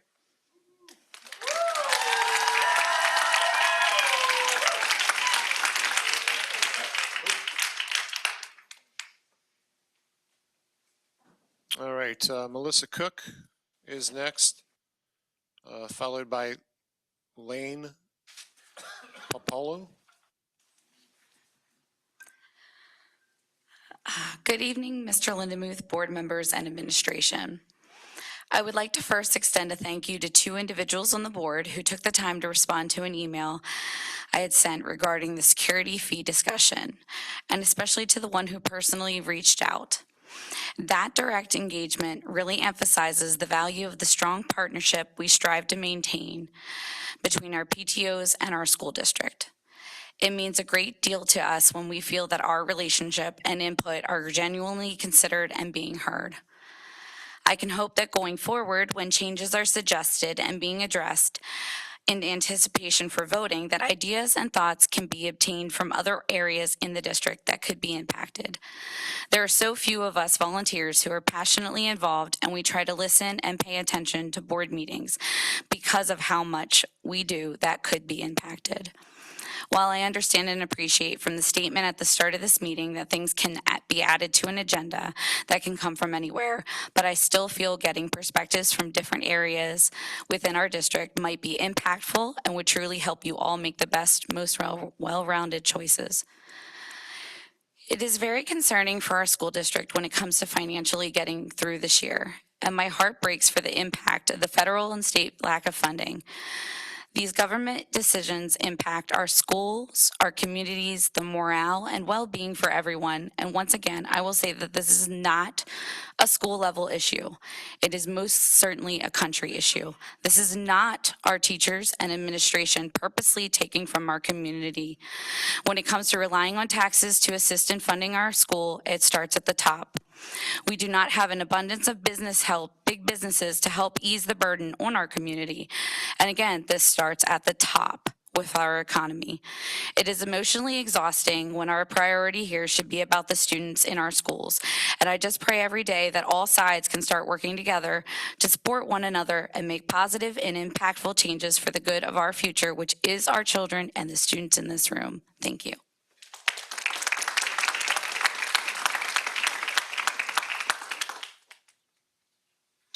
All right, Lane, you would be up next, followed by Kylie Wood. Sorry if I mispronounced your last name. No, you got it right. Hello, my name is Lane Popolo. I'm a member of Model UN. Over the weekend, I received the information that one of our fellow citizens went up to this board and spoke critically about the school board student representatives. She expressed her displeasure at what she called certain viewpoints and saying that the representatives were disrespectful. To an outside observer such as myself, this appears as a blow to the student representatives of years past, as who were vocally critical of the board's decisions. The board, who claims to support students, has done nothing to defend these students under attack. In my opinion, this gives those critical of students and student leadership an outlet to verbally attack these students, now armed with the knowledge that the school board will not only allow them to, but the affirmation that it need not be mentioned.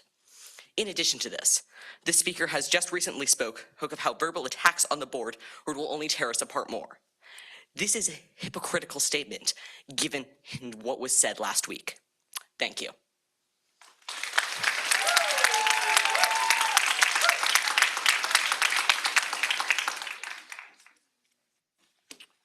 All right, Kylie Wood, followed by Lori Longenecker.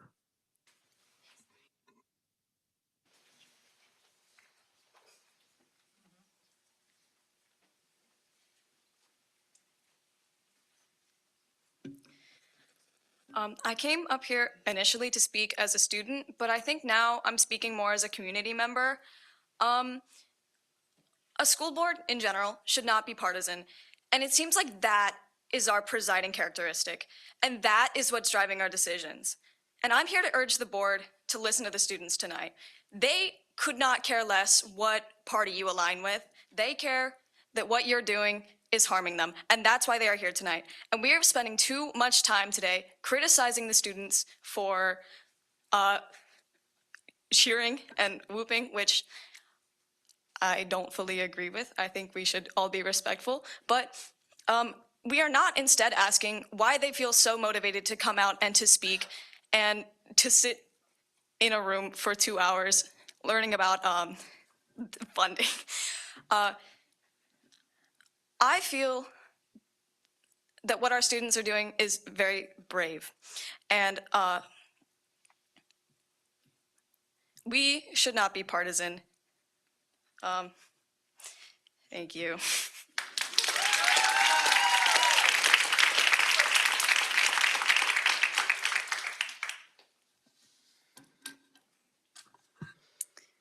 Good evening, school board. I'm here because I received a mailer about some things that I need clarification on from the school board.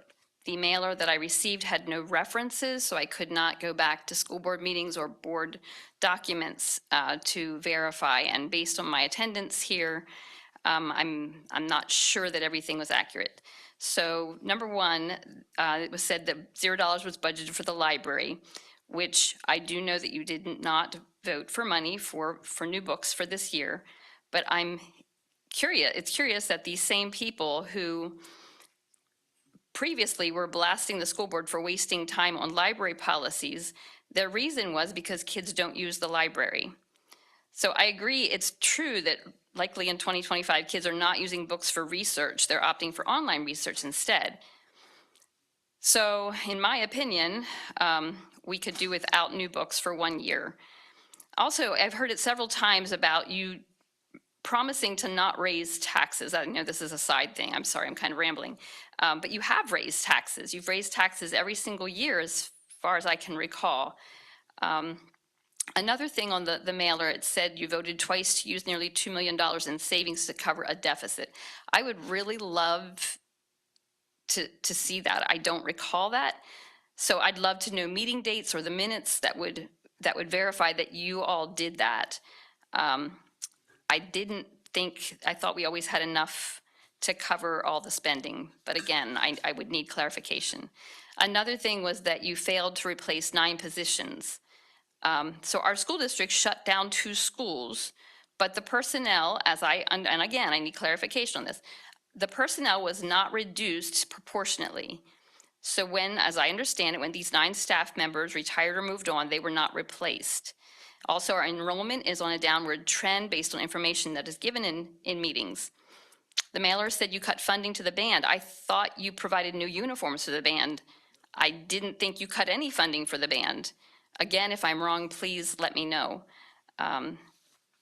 And as far as the crumbling buildings, these building issues were fully known by past boards. Instead of addressing them, they spent $12 to $15 million on a field house that took place before the incoming 5 members who are sitting up there.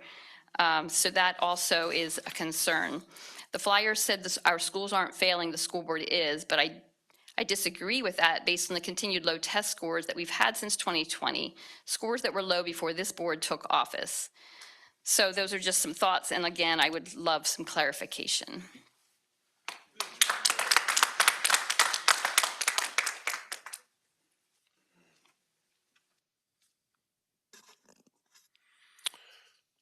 All right. I'm sure people will try to get back to you. Gia Piazza, followed by, is it Ariana Ginder? Did I say that right? Erilyn Ginder. So Gia is first, and then Erilyn. Hello, my name is Gia Piazza, and I'm a sophomore here at the high school. I'm here tonight because I care deeply about our school, and I feel that in many ways our district and board have fallen short in supporting the things that truly matter to our students. First, I want to talk about our school facilities. We deserve a clean, functional, safe, and updated learning environment, but that's not what we currently have. I'm talking about bathrooms that are often unusable, gymnasiums and auditoriums that are outdated, and classrooms that have maintenance issues that are going ignored. Despite official reports claiming that our buildings are clear of mold and pests, I invite you to ask any high schooler walking through our halls. We have photo, videos, and first-hand experiences that tell a very different story. Our theater is another clear example. It is shared by every music, choral, and theater program across the district, yet it lacks basic space and resources that we need to function properly. There's barely any backstage area, no real storage for sets or props, and a deteriorating proscenium, and no orchestra pit, even though our orchestra is one of the district's most accomplished groups. These aren't luxuries. These are the tools that we need to do our best work and represent our school with pride. Another major concern is our disciplinary system. I've personally experienced how unfair and inconsistent it can be. Too often, decisions are made based on rumors instead of facts, punishing or isolating victims instead of addressing those who are truly responsible. We need a system that relies on evidence, security footage, attendance records, and verified information, not whispers in the hallway. Every student deserves fairness and safety, not fear of being unheard or misjudged. And finally, I want to talk about academic resources, especially in our photography and audio-visual programs. Right now, our photography classes only have 5 or 6 cameras for all students. That means many of us are forced to use our cell phones, if the student even has one, or if phones have enough storage to take photos at all. How can we learn or be creative when we don't have the tools to practice our craft? At the end of the day, we're not asking for perfection. We're asking for investment in our facilities, in fairness, and in the programs that help students grow. I challenge each board member to become more involved, come to our performances, visit our classrooms, talk to our teachers and students, see what is really happening beyond the report and budget numbers. We, the students, are the heart of this district, and it's time our schools reflect that. Thank you.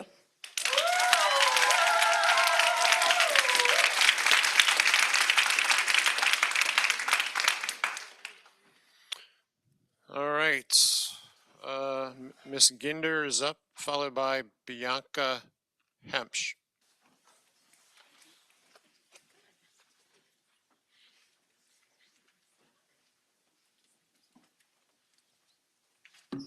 Hello, my name is Erin Ginder. This is actually my first board meeting, and I'm actually pretty distraught at how it's going, to be honest.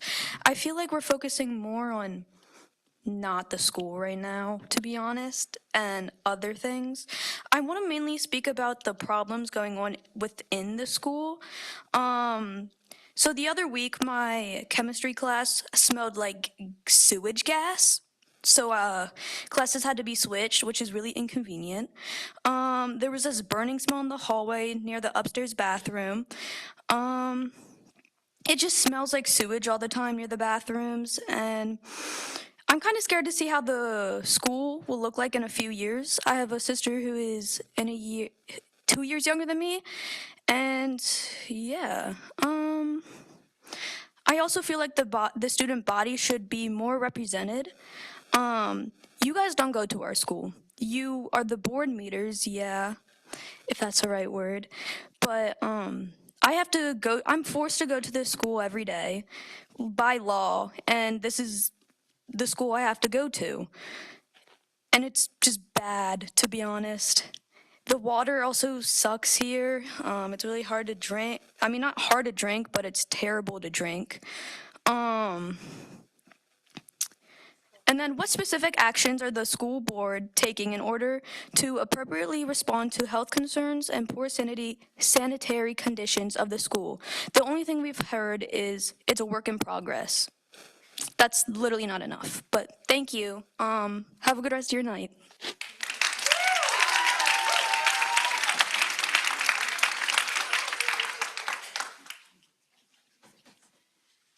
All right, Bianca Hemsch is up, followed by Annika Walsh. Good pronunciation. You got that right. That's a hard one.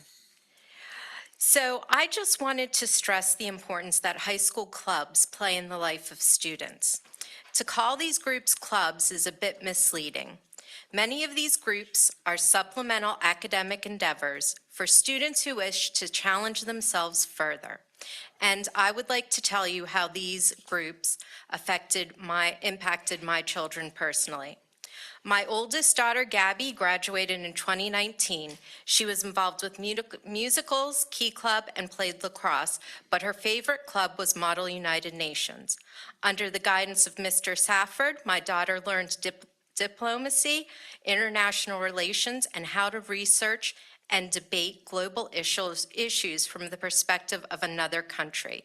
She refined her speaking skills, further learned about research and analysis, and became more culturally aware.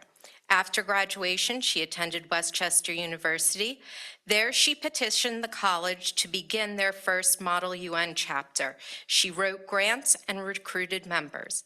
After graduating, summa cum laude, she moved to LA and has written various grants for a women's film consortium and helped start up a company navigating importing items from overseas. These are skills she mastered from Model UN. She asked me to say this: today's political climate is very decisive, and Model UN gives students the skills to discuss politics and express their opinion with decorum and to respect the opposing sides. It also teaches media literacy, public speaking, research, and critical thinking skills. Academic clubs provide the most transferable skills into the workplace. My middle daughter, Angelina, was involved in many things also, but her passion was Minithon. In 2020, she was the all-over chair with Erin Barton. She really hustled to help raise money for Minithon, and her hard work paid off. They raised over $85,000 for the Four Diamonds Fund. She worked hard because she was able to take a class trip to Penn State Medical Center and tour the Children's Hospital to see the impact of those funds. And I'm proud to say that after graduating from UNCW, she is now studying to be a child life specialist, a career path that she was able to discover through her participation in a club. So just remember those things. And I also encourage you all to go to all the fundraisers that the kids have and applaud these kids for being here. I mean, this is amazing that these kids show up. It really is.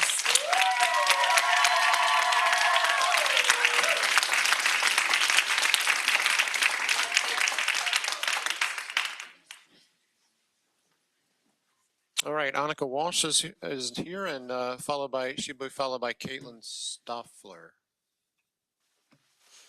All right, hello board and community members. Many of you likely recognize me as one of the student members who sit on the board each month. Last meeting there was some misconceptions on what the student representatives do for the board and for our peers. So I'd like to take some time to discuss this today instead of using time from the next workshop session to do so. I'm going to start with how I, along with Emma and Maggie, were chosen for this position. To apply, ourselves, along with many other applicants, went through a rigorous process which included 2 essays. This first essay was written as to why we wanted the position. Being more flexible, we are able to articulate ourselves with our experiences as how we might benefit the board. The second essay was a letter to our very own Dr. Nell. In this letter, we talked about how different leadership positions we've held and ultimately why we would be the best fit for this position. In addition, we also supplied a list of all of our extracurriculars with positions we held and time involved in it, along with teacher and counselor recommendations. After this process, we all move into an interview. This interview includes teachers, counselors, our principal, and students. Students who are invited to this meeting often hold prominent leadership positions, such as student council presidents, previous board representatives, etc. During this meeting, we are graded on a rubric based on our answers to quick response questions about the position, what we can bring to the board, and ultimately why we would be the best fit. They ultimately narrow it down to 1 student, and they meet with Dr. Nell to hopefully accept the position. This process is done in a way so that the board representative does not come down to a popularity vote. By having a committee of teachers, administrators, and students, it is ensured that the most qualified student receive the position. From there, we do as you see us now. Maggie and I are both involved in a multitude of different activities where we often discuss school board topics and often go out of our way to talk to students who might not be in our social circle who are impacted by the decisions we make here. For example, last year when the ILC policies were introduced, I spent an afternoon after the school day to speak with students from our Gay Straight Alliance Club.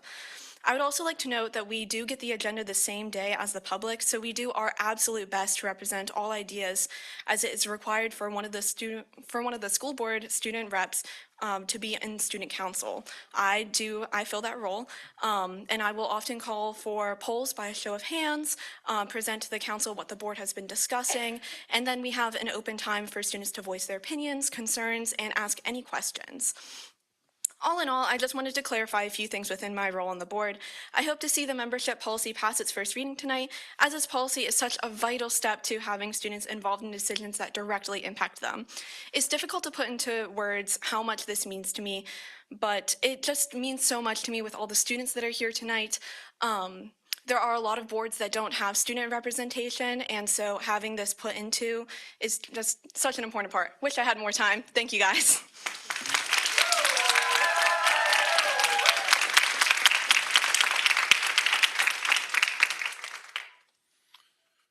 All right, Caitlin is up, followed by Connor Dellinger.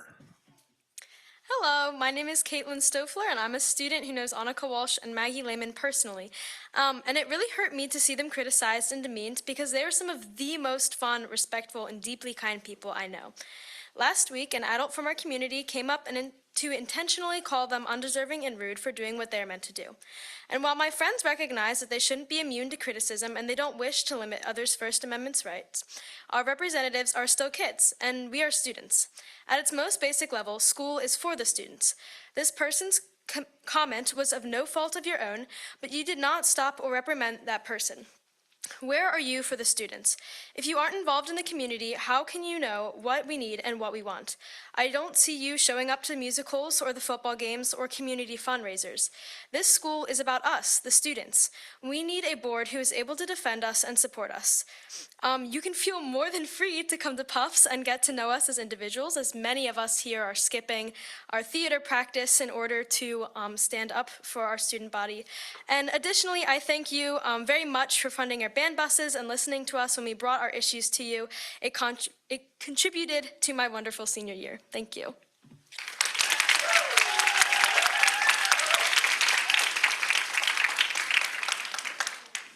All right, thank you. Connor Dellinger, followed by Don Lamb.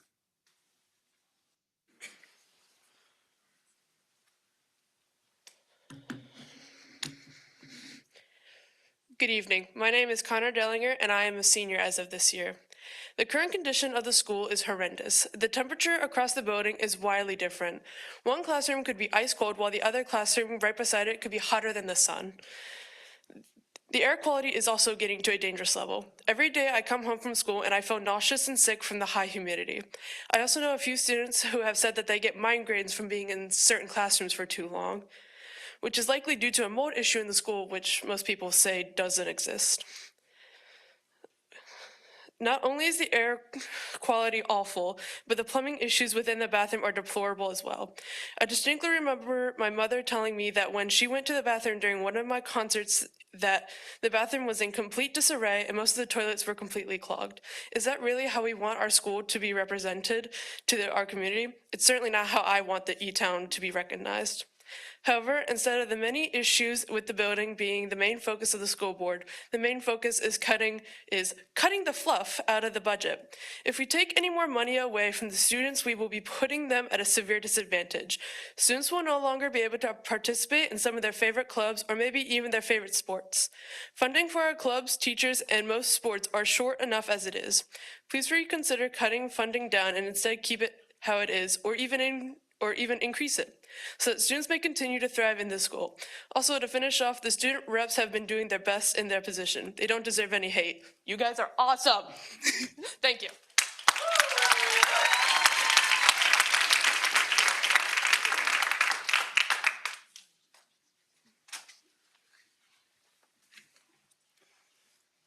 Good evening, President Lindemuth, School Board Administration. Thank you for enduring all these nights. I just want to say that you're public-facing servants. You're trying to make a difference in this community, and your sacrifices and the investment of your ideas, your approaches, the vectors that you may take to solve a problem are appreciated. We live in America right now, and everybody is a Monday morning quarterback. Every single person is judged. Every single person is critiqued. There's not enough undergirding and support and encouragement going on in America right now, and I'm disappointed in that. I believe you've tried to make our infrastructure, you're preparing a way to make it resilient and to make it something that will serve the whole public. And I don't think there's anybody in this entire room that does not care about the kids. And I just want to take one moment real quick and say I believe that what goes on in this school board meeting every time we're here is not partisan. It is a clash of worldviews. It is not partisan. This is not partisan. You have an approach in which you feel like you want to bring ideas to the table to bring into the school district. It's a worldview. There's people that are in this audience who have a differing worldview. It's not partisan. We're not posturing ourselves. And what we need to pray happens in America and in E-Town is that we learn how to have a shared community value even while we disagree. I pray that we will learn to have a shared community value even while we disagree. I believe that many people take this opportunity to come here and they have a hobby of what I call chasing clout to make fun of you. And I don't want to chase any clout, either agreeing or disagreeing with you. I want the truth to come out. And I'm going to digress because I'm addressing the school board and I'm not allowed to pull out individuals. But in the spirit of tonight, I want to say thank you to Mr. Lindemuth and to Mr. Reed for all of your service. I want to say thank you for coming, enduring, and sacrificing your own time and talent to be a public servant and getting very little in reward.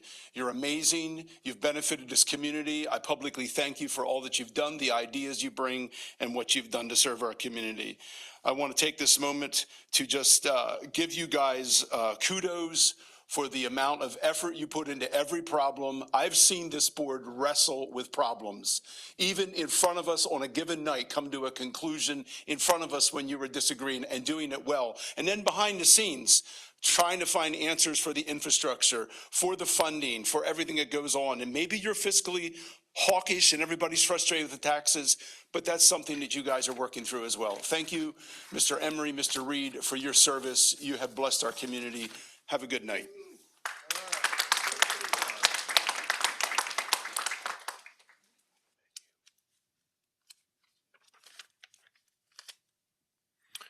All right. We have now Kim Kleindienst, followed by Bruce Kleindienst.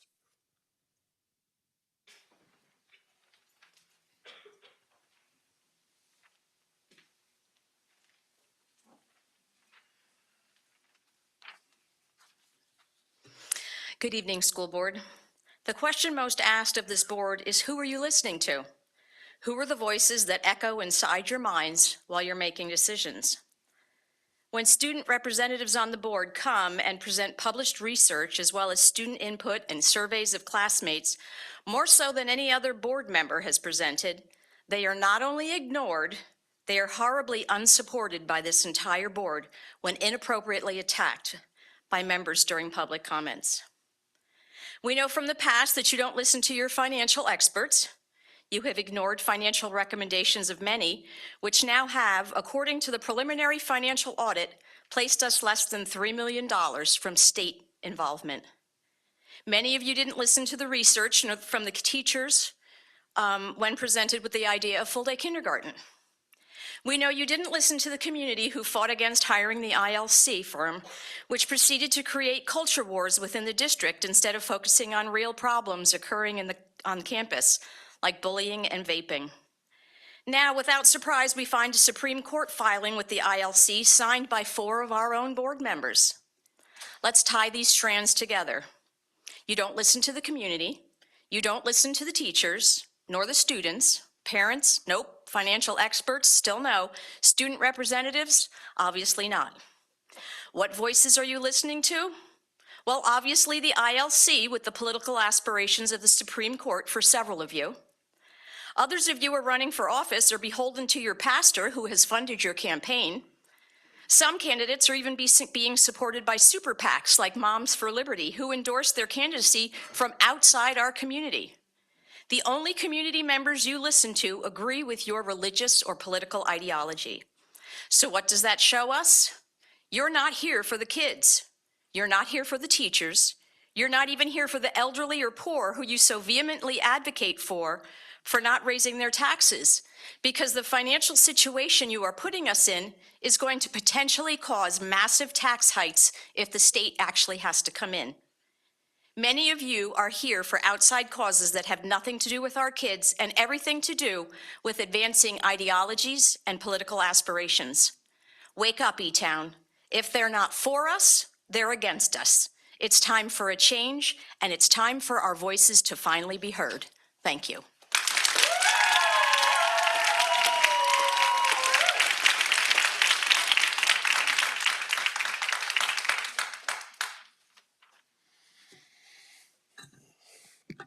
Hello, board.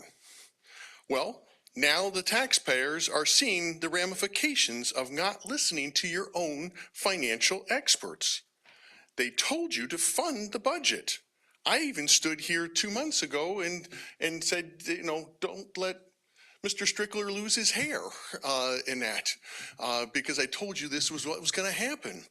And now it is. For the last 2 years, your general fund has gone from 16, as Mr. Strickler said, to 11, and now 5.7, which then the other things coming out goes down to 3.3 million.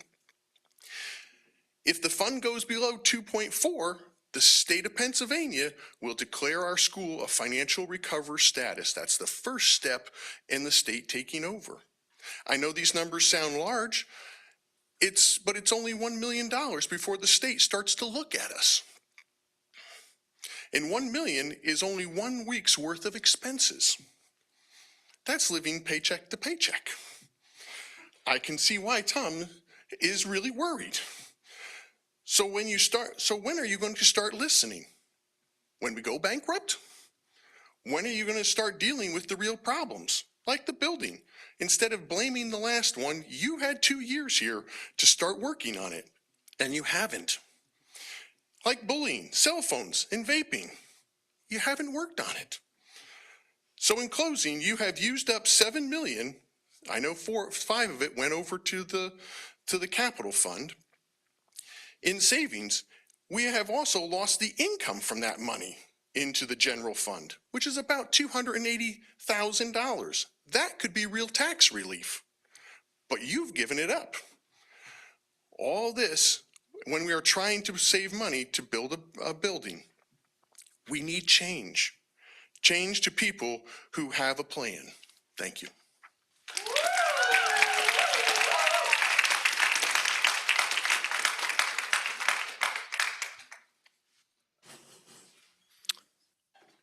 Leah Seitz is next, followed by Alicia Runkle.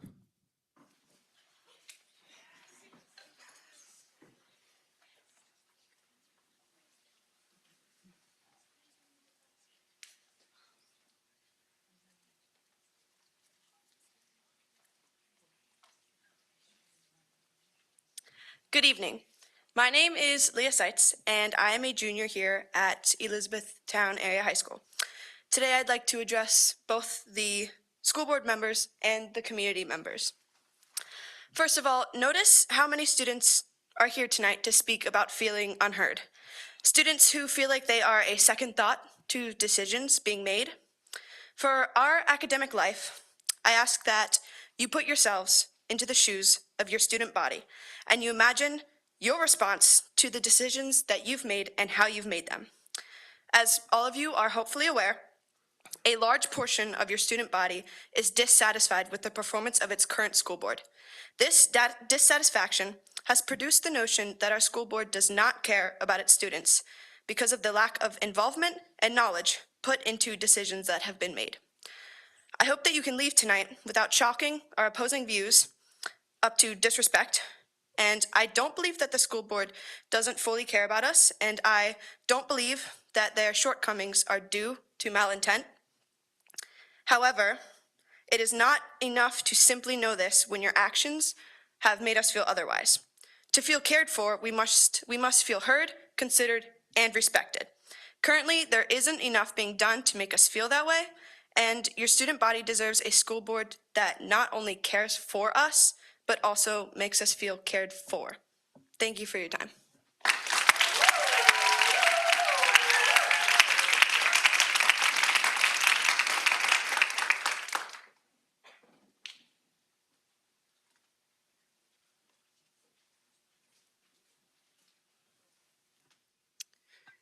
Good evening. My name is Alicia Runkle. This board talks a lot about protecting children, but the record shows something very different. You allow adults to stand at this microphone and attack students. You let it happen. You sit in silence while our kids are humiliated. You've cut programs, transportation, mental health services, even basic safety resources like AEDs.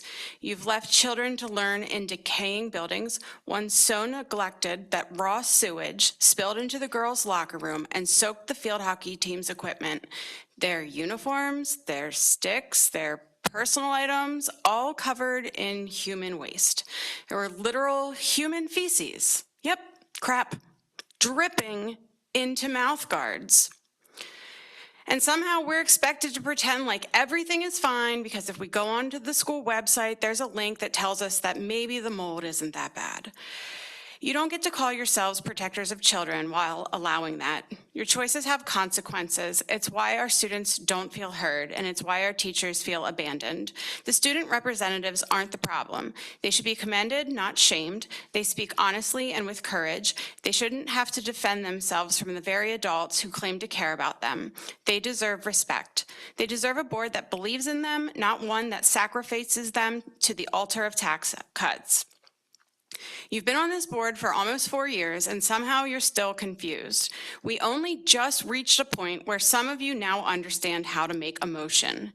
You still don't have a plan, you ignore the information that's handed to you, but we shouldn't be surprised that we're headed into receivership when at least 2 of you have declared bankruptcies. Tonight, Mr. Strickler showed you the financial disaster that you helped create.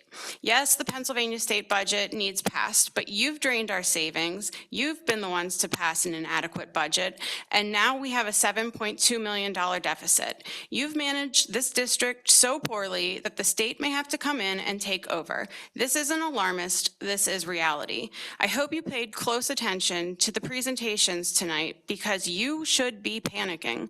The truth is, most of you are terrible at this job, and it's time for a change in leadership before there's nothing left to lead.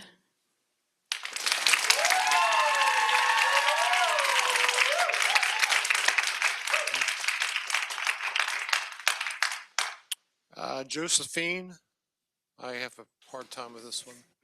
Sarah Nicholas, Saranides, followed by Riona Popton. Hello, board members. My name is Josie Sirenides, and I'm a senior here at E-Town High School. As a student, I want to say that I'm incredibly grateful for our teachers and administration. They're constantly doing their best to make our education meaningful, even as resources shrink and support systems seem to thin out. They show up for us every single day. But I want to be clear, doing their best with what they have should not be the standard. My education shouldn't have felt like it was held together with duct tape and goodwill. The students deserve a school board that treats education as an investment and who listen to the students and educators in addition to the taxpayers. We deserve decisions based on evidence that build trust, not ideas that harm clubs, electives, morale, our building, and even the reputation of our school. I love this school and the people in it, but it's hard to be proud of it when I feel ignored and helpless. I want a school board that sees me as more than a statistic reflected in its property taxes. I turn 18 a few weeks after the election, so I won't be voting this year. But to every voter listening, please hear the students. We are the ones living with the consequences of these decisions every single day. It's not good to slash funding for essential classes, clubs, and programs. It's not good to leave positions unfilled as teachers leave. It's not good to walk into the school smelling failing sewage systems. It's not good to not buy any books. It's not good to have a district with an inadequate budget and a multi-million-dollar deficit with threats of receivership. And it's not good that kids are consistently standing in this room begging for educational resources. We need a board made of people that are here for the good of the entire community, ones that have the shared community values of collaboration, compassion, and compromise over individual beliefs. The students understand that this job isn't easy, but we still have to work together. I hope that this community remembers who the decisions of this board serve. It's the students sitting in classrooms, the ones laughing, learning, and hoping for adults that care as much about our future as our teachers do. Thank you.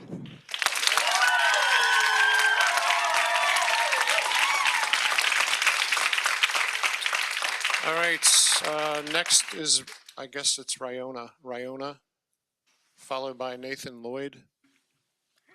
Hello, my name is Riona Popdan, and I'm a sophomore at the high school. As a student who is involved in many of the extracurriculars here at E-Town, I've seen firsthand how your decision to cut club funding has affected these communities. One club impacted more than others is Model UN. Helping with fundraising for Model UN has been an eye-opening experience. Throughout this adversity, I felt extremely grateful for the generosity of our supporters, but also disappointed. Disappointed that we had to raise funds at all, and even more disappointed that none of the current board members showed up to support at our events. After putting hours into organizing, promoting, and running these fundraisers, I was disheartened that the very people E-Town trusted to uplift student initiatives provided little to no contribution. While the current board members were certainly not required to attend, neither were your opponents, who had even a less of an expectation to be there, yet they still showed up. Their dedication demonstrates that they are more for the students than the current school board. For those still on the fence, let the inaction of the board members speak louder than their promises. This is the race for the school board. Students deserve leaders who show up without having to be asked and are truly committed to the educational futures of students. Thank you.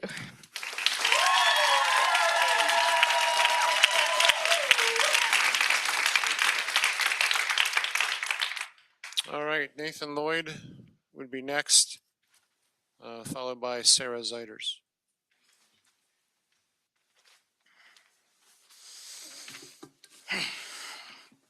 Good evening. My name is Nathan. I'm a senior National Honor Society member and a varsity athlete in football, baseball, and golf, and I wanted to share my opinion with you since it's one that is often not heard or spoken in our school, and wanted to let you know that not all of the voices you hear tonight represent the whole student body. School board, I want to say thank you for all the hard work and effort you put into taking care of our school community. I know you care about the faculty and student body here at E-Town. This is demonstrated by the signing of a fair teacher contract and the countless hours you spend attempting to problem solve our school budget. Here are a few issues I want to go over.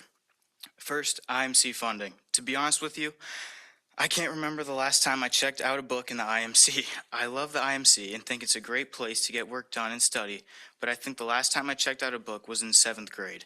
And I'm not sure I've seen any students recently checking out books. Today, most students are using online sources for research. If cuts had to be made, this was a fair option. Second, the sewage issues are not the fault of the board. This is a building issue that requires time to resolve. The board is researching and getting feasible studies to address our very serious building problems.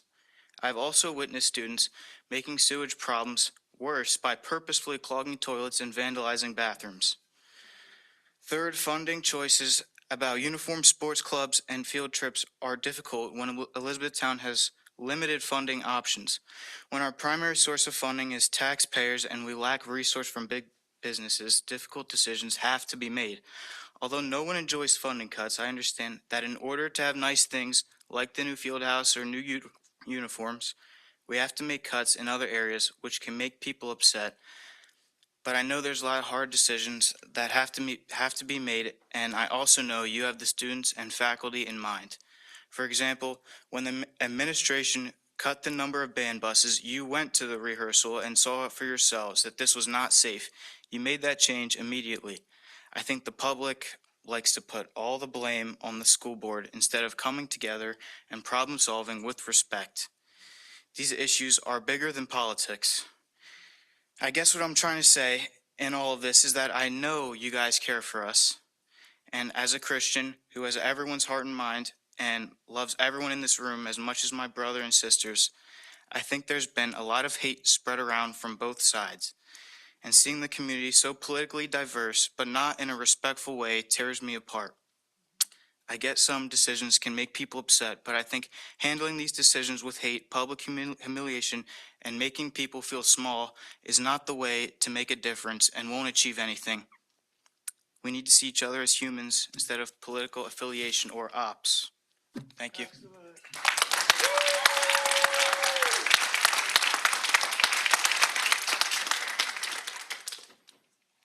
All right, thank you. Sarah Zeiders is up, followed by Elizabeth Lewis. Good evening. To start, anyone who has been following along can see our student representatives show up because they care. They give their time, they listen, and they offer a perspective that no adult in this room can replicate. They deserve to be treated with respect and valued for what they bring. We say we want to raise strong leaders, yet when they try to lead, when they speak up, they're told their voice doesn't belong and it's labeled as disrespectful and disingenuous. That's not teaching leadership, that's modeling control. And it's not just students who aren't being heard. Over and over again, we see this board disregard the expertise of the people who actually work in our schools, our teachers, administrators, and financial advisors. These are the professionals who live this reality every day. If the board isn't listening to them, who are you listening to? Ignoring those voices doesn't make the problems go away. It just makes the consequences bigger when they catch up to us. For example, tonight's finance report highlighting how ignoring our financial experts is in fact driving us towards receivership.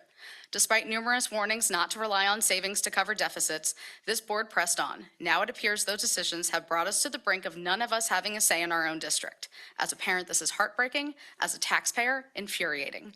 Ultimately, we can't solve anything if everyone's expected to think the same way. True strength comes from a range of perspectives, from listening, not silencing or ignoring. Listening doesn't mean you have to agree. It means you're willing to hear, to learn, and to collaborate. The decisions made in this room shape the future of this district, and that future belongs to the students, not to politics, not to personal agendas. This community is full of people who care deeply about Elizabethtown schools. We may not always see things the same way, but if we can move from talking at each other to listening to each other, we might actually find solutions that last. There has to be a better path forward. Thank you.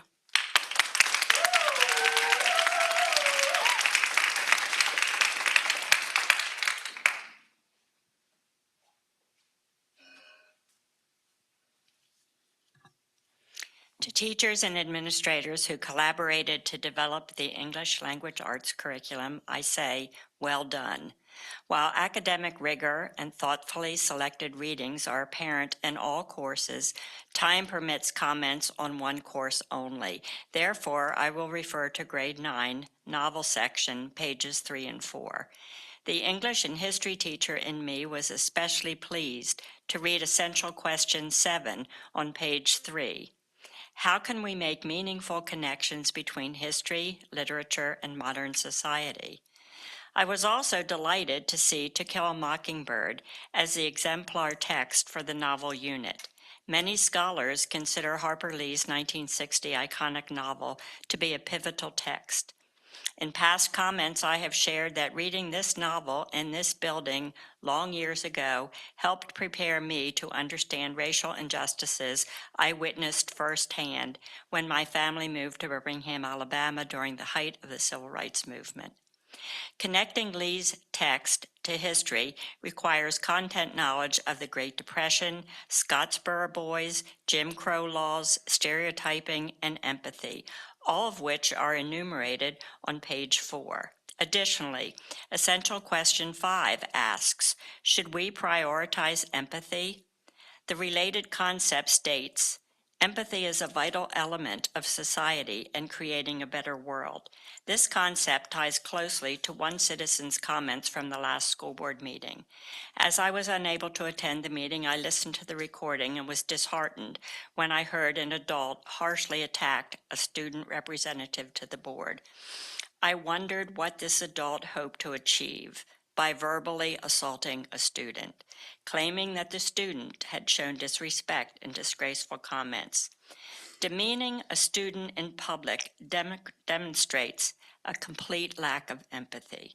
Perhaps the adult in question will focus on the grade 9 concept that empathy is a vital element in creating a better world, and perhaps that adult will consider apologizing to the student. Thank you, English Language Arts teachers, for crafting instruction that explores many genres, connects to history, literature, and modern society, and includes instruction in empathy as a vital element in creating a better world. The depth and breadth of English curriculum delineated in the documents provided to the board is impressive. I trust that all members will vote yes to approve this curriculum tonight. Thank you.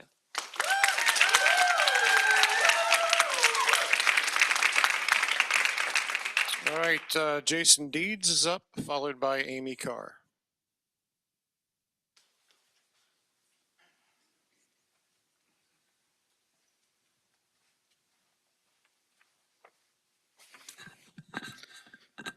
Thank you, board, for the time. First, going a little off script, the kids are all right. All you kids stood up tonight, I'm looking forward to the future where you're the leadership. Good evening, board. During the last board meeting, I was very confused by some of the conversation about the RFP discussion. So I filed an RTK request for further information. What was inadvertently uncovered was an email from SiteLogic information sent to Ms. Lindemuth, giving her guidance on suggested interview questions for firms responding to the East High Elementary School RFP. In addition, concerns with the Quadrell RFP response and concerns with the McClure RFL response. I'm sure that both Quadrell and McClure will be reading this email now that it is public record and having their legal team investigate it. I have several questions to raise to the board in regards to this. I will also be sending them to you via email so you can take the time to respond to them and have your legal team look at them. Being that the board members are supposed to vote based solely on information received from the RFP and not any unsolicited information gathered by the companies after the deadline, will the board be asking Ms. Lindemuth to abstain from vote, abstain from the vote given this appearance? Did Ms. Lindemuth at any time make Mr. Emery or any other board members aware that she had been contacted by this group after the bids were closed and the emails were shared? Was that email shared with anyone else? Why did SiteLogic reach out to Ms. Lindemuth rather than facility chair, Mr. Emery? Are the board members aware of this ethical and potential legal ramifications of this email and any other communications that might have been brought up or might be brought up during discovery? Being that the vote has yet to be cast, I highly advise that the board members ask Ms. Lindemuth to abstain from voting, hopefully to help mitigate any further potential legal implications for her being unduly influenced by SiteLogic. Regarding policy 004 up for first read, I think the student reps have been a great addition to the board's workshop meetings. Their insight, diligence, and research on the topics they speak to have shown a quality surpassing the elected officials who seem more often to come to the meetings ill-prepared and with a lack of understanding of the topics they are being asked to discuss. Last meeting is a great example of that, with all the confusion on the RFPs and the need to discuss the purpose of what a general contractor is. I hope you vote to keep them on the board moving forward, and it gives the board a great insight into the student experience at our school.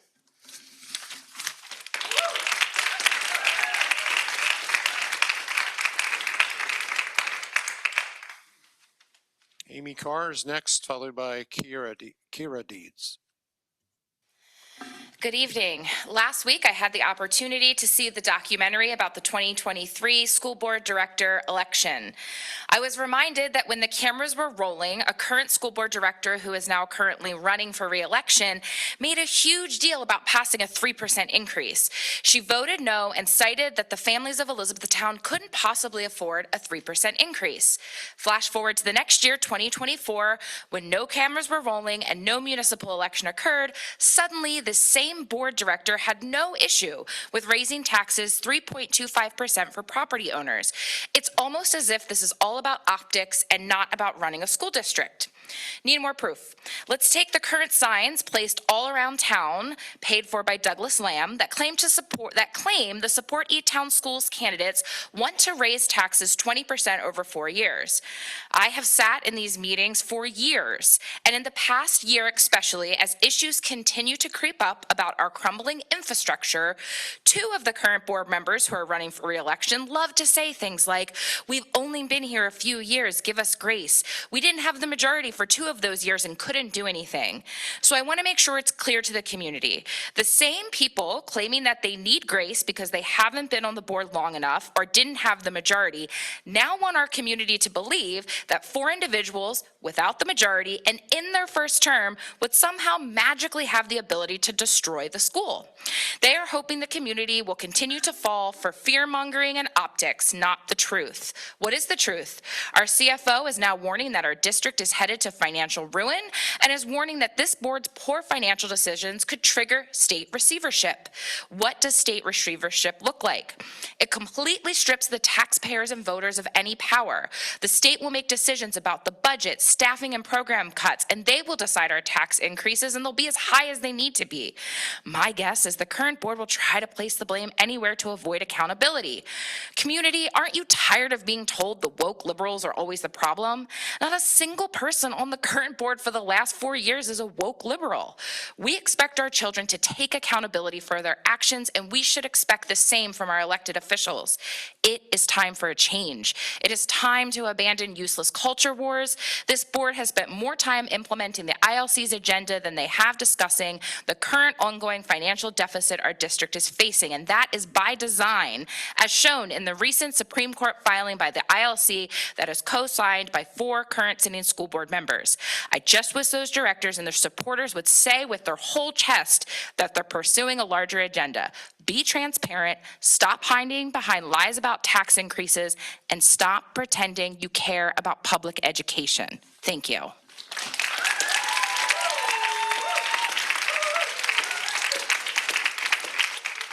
All right, so our last two are Kiera Deeds and Sophia Schaefer.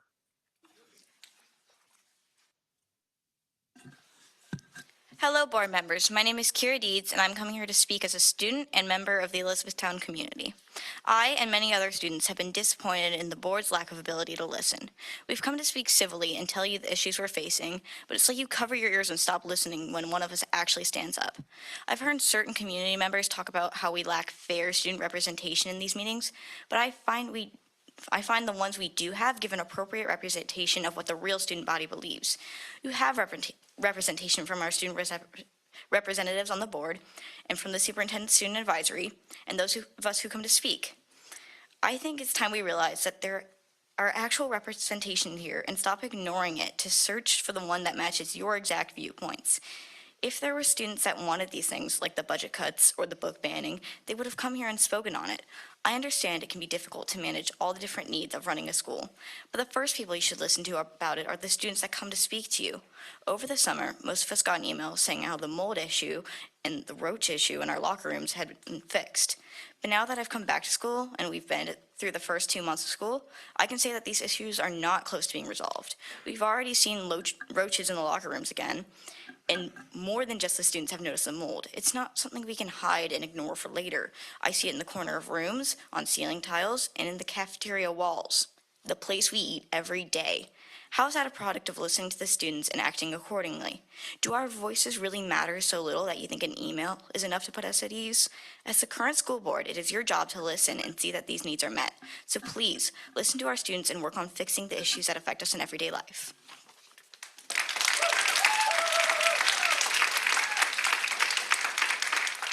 All right, Sophia Schaefer, you're the last one, I believe.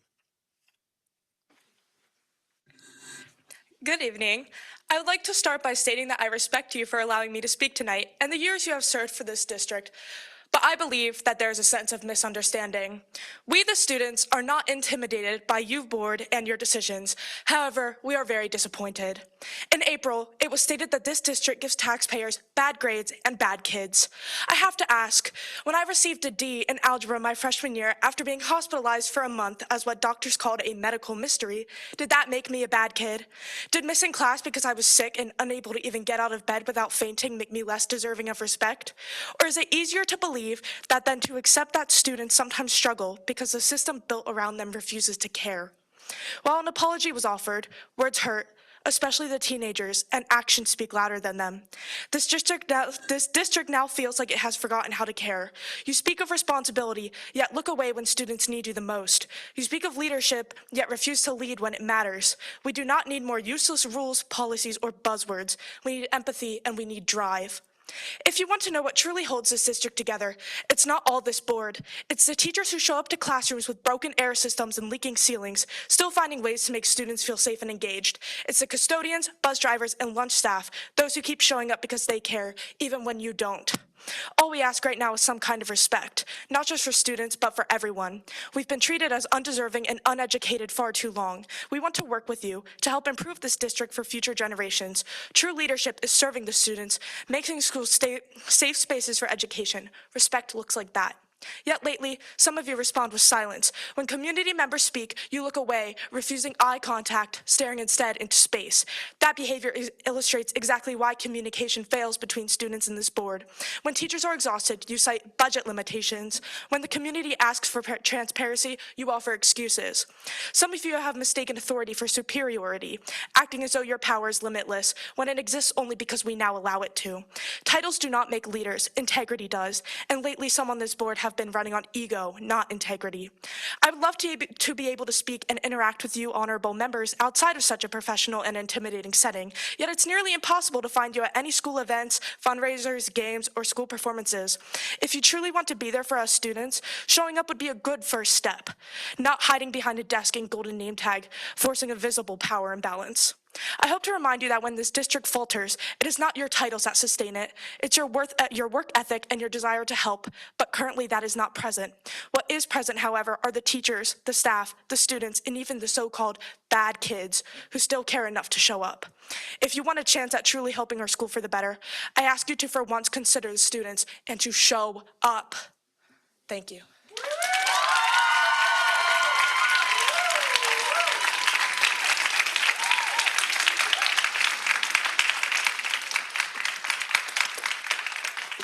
All right, that concludes our public comment time. Thank you for your comments.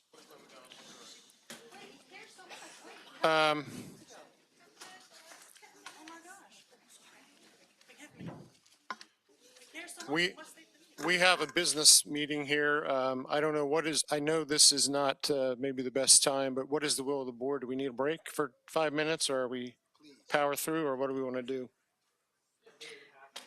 I put a motion to have a 5-minute party break. Second. Okay, we have a motion and a second. Any opposed? We will meet back approximately 8:45-ish.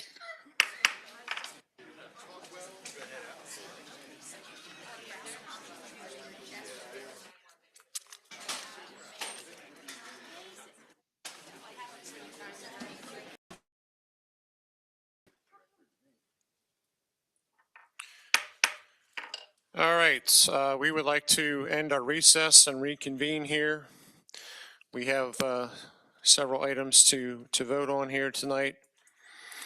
What I'm proposing here on some of the less volatile issues here is to make a consensus vote on items 1, 6, 7, 9, and 12.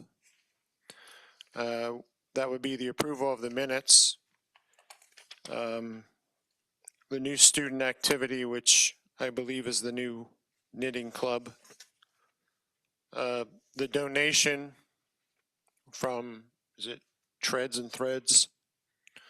Threads and Treads. That's number 7. Item number 9, permission to survey the students in relation to the plan. What is it called? It's been a long night. Comprehensive plan. Yeah, number 9. Then number 12 also would be the STS guest teacher list. So do we have a motion to take a consensus vote on those items? I make a motion that we do a consensus vote on items 1, 6, 7, 9, and 12. All right, we have a motion and a second. Are there any questions concerning that?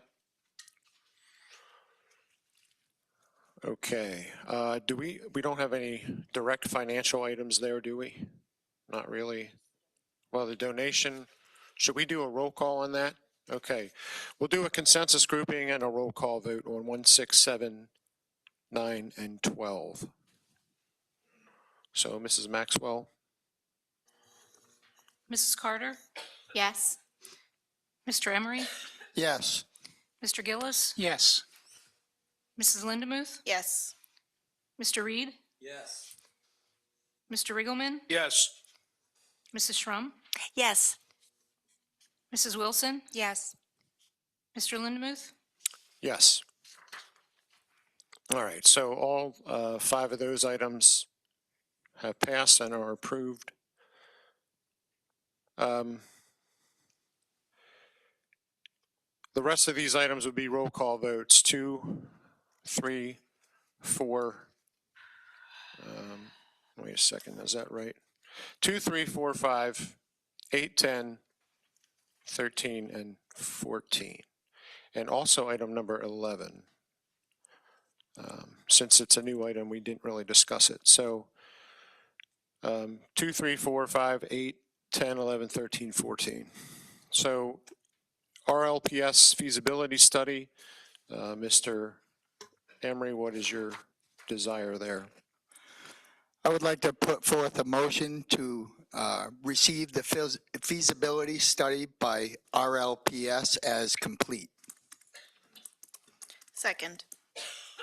All right, we have a motion and a second to approve the RLPS study and accept it as complete. That's basically all we're doing now, is just accepting the study as complete. Any questions or concerns about that? I just want to commend them on their study. I found it very detailed compared to the other study that we had. I think they met all the criteria of everything that the board, the community, the staff, even the students required of them. They added more meetings than they were asked to provide. And I'm ready to consider this thing as complete. Now, having said that, that does not mean that we're going with one option or another. It just means that the feasibility study is accepted as complete.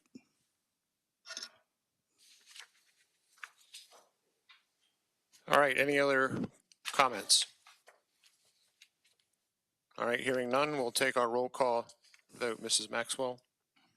Mr. Emery? Yes. Mr. Gillis? Yes. Mrs. Lindemuth? Yes.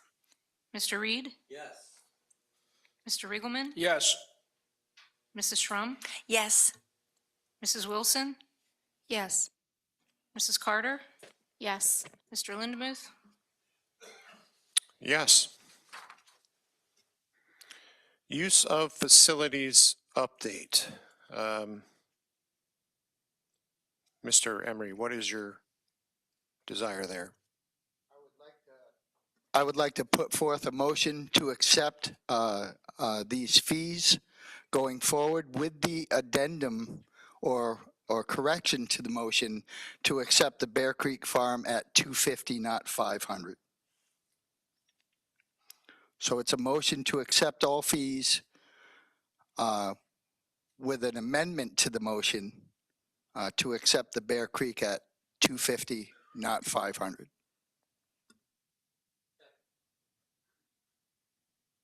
All right, we have a motion and a second to accept the use of fee facilities as stated, other than the change to the Bear Creek Field, Bear Creek lot for $250. Are there any questions or concerns about that? Just a clarification, these are not contracts, they're not required contracts, these are merely fees that we need to direct the administration to implement should any of these services be acquired or needed. There were some concerns about the security. We don't have a set number to charge for security should security be required.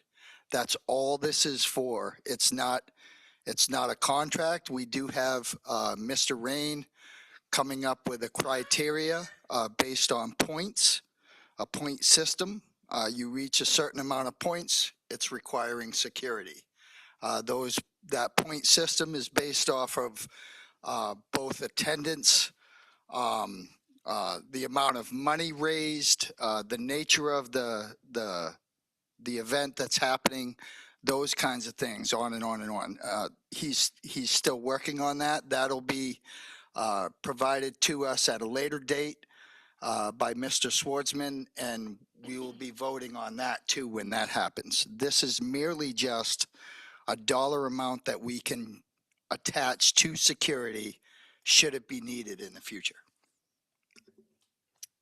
Mr. Emery, I would like to, since we do have those details still in the works, I actually would move to amend the motion that we do include the security piece at this time, since we're going to be waiting on more clarification, because I don't want that fee floating out there to be charged if we don't have information in place to actually charge the groups that may need to use them. I'd rather do that all together at once. So I make a motion to amend this to be approve it minus the security piece. With that, I would like to invite Mr. Strickler to comment. All right, do we have a second on that amended motion first? Okay, we have an amended motion to accept the fees, $250 for Bear Creek, as well as no security fee. And we If have I a may, second. Mrs. Carter, we currently have several outside organizations that know their need security. They're asking for a rate. I cannot give a rate without the school board telling me what the rate Exactly. is. You can say that it's not going to be charged internally. We have no intent at this point to do that because until Mr. Rain does that part of it. But I have some that are requesting to use fields next summer and they want a total fee because they're comparing to us to others. And my concern is if we don't give them that security fee, we may look less.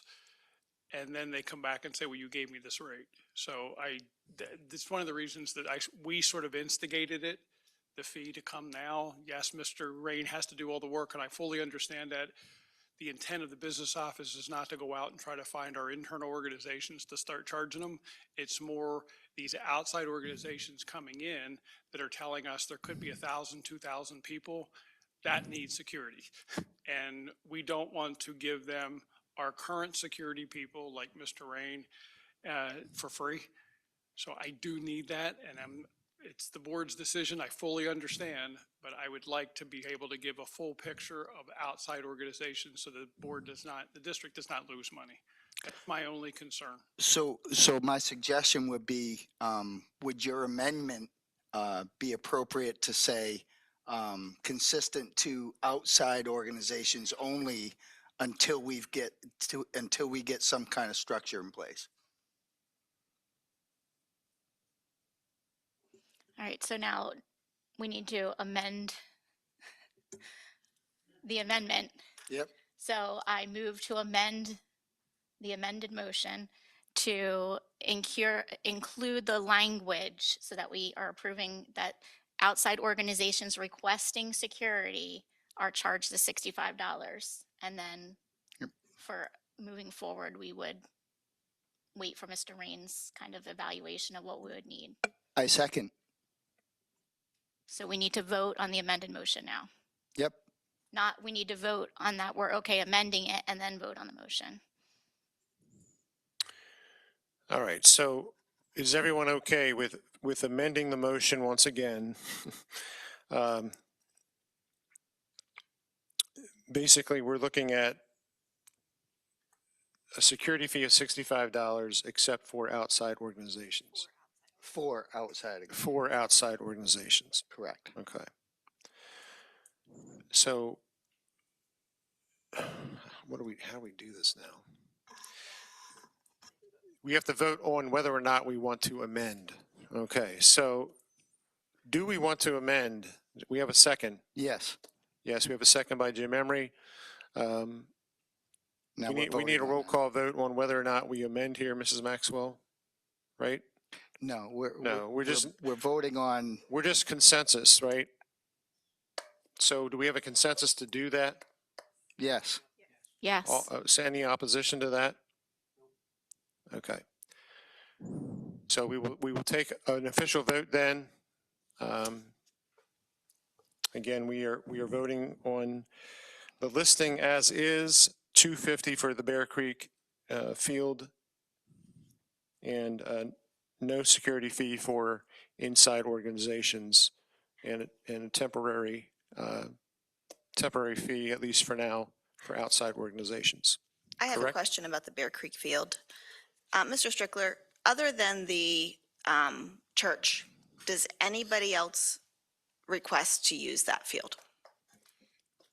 I really don't know. They don't request it, but I also don't know.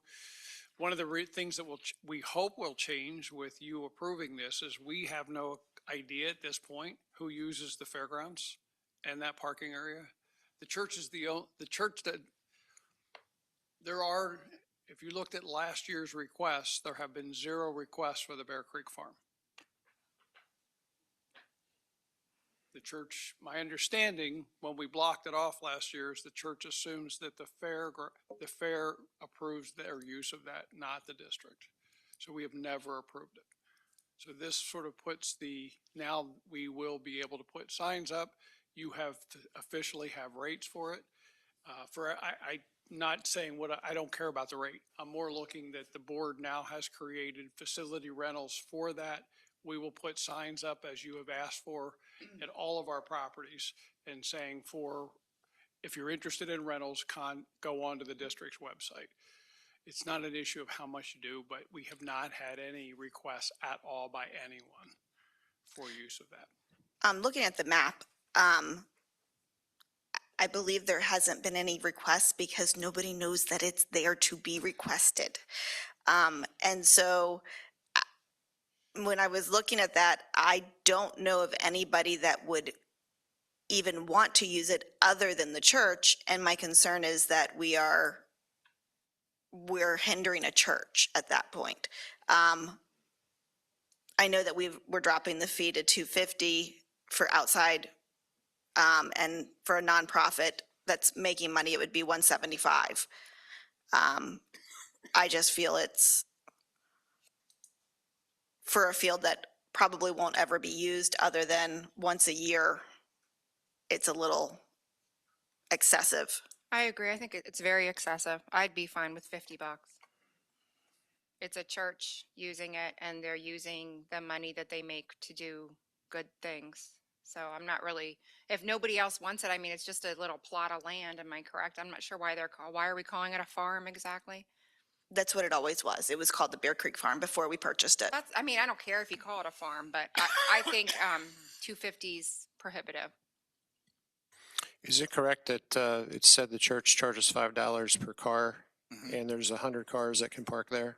Yeah, at one point, and it flows. Okay. There's, in other words, there's going to be more than one car using one spot for that event or that week. And it's used all week. Okay, I have a concern here on what field you're talking about, because the grass area behind the church to the stone driveway is owned by the church, not by the school district. So that is their right to park cars on their own property. It's only when we get down past the stone driveway that goes behind the church and Bear Creek are we talking about. And we're talking about RVs that are parked between the pathway that are between Bear Creek and that stone driveway, or at the area behind the solar field. It's from the stone driveway to the solar field. Correct. And that's usually used by vendors to park so they can get to their stands, is usually used in past years for that use. Now, that might have changed. Yeah, I don't know. That's changed, that they now use all of the campers, per se, the RVs, park along the stream at the very back of the fairgrounds property, the district's property. And then that is all used to park cars between the stone and the solar field. There was cars all parked in there the last 3 years. Okay, so I feel that the church should not be using any other than what they own to park cars nor collect money that is used for their profit that isn't their ground, meaning that they shouldn't be profiting from that. They have enough land to park cars and to make the money in their parking lot and the grass area that they own. So outside of that, they should not be parking any cars and should not be collecting any money from that. I go to church there, and there was a little skepticism of what ground we're talking about, because what we need to do then is maybe relook at accessing that stone driveway that goes beside the church that goes back to that area, and shutting that off at fairgrounds if we don't want people parking back there. See, my thought as facilities chair was to continue to bless the church to allow them to use that property that belongs to us to park cars, but just do it under the guise of following the policy that we already have in place for a nonprofit organization. You know, our facilities are $1,000 and we cut it in half, and now we're cutting it in half again. I don't see an issue with saying, hey, you know, you can use our stuff that we're not using, but I want a piece of that pie.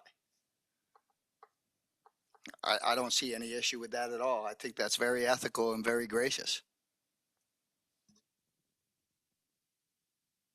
So, Mr. Riggleman, are you recommending anything? You just don't think it should be used at all? I think it ought to be used by a you know, other source, like, you know, for the vendors or for the staff that is trying to operate the fields. That's what it was being used for in previous years. And the school district isn't taking responsibility for any damage done to their cars, nor are we taking any responsibility for safety of them parking their car there. They park at their own risk. I think that should be put back there and stated that. But it really isn't a whole lot of area to park a lot of cars. And I don't see the church using that and directing cars back there in previous years, because I was directing cars for the church and I've never seen them direct cars back there to park. So I'm at a loss here. If that's what's being done, I think that needs to be directed that it's not to be done. And if we're going to be parking cars back there for the facility, as far as for the people that paid for stands, I think that's what it should be used for, because that's what worked in the past. So that's where I'm at on this. But as far as the church directing cars back there and getting $5 a car, no, I think they got plenty of room and plenty of opportunity to collect the money for what they own, and leave it at that. So we basically have a motion, an amended motion, and an amendment to the amendment. So We voted, so the new motion now is. So the new motion now is to accept the document that's in front of you with Bear Creek at $250 and a security fee for outside entities that are requiring it as of right now until we get other documents to back up what that's going to look like in the future. That's what's on the floor to vote on. You can always vote no if you don't want it. If you don't want any part of it, you can vote no. That's what we need to vote on.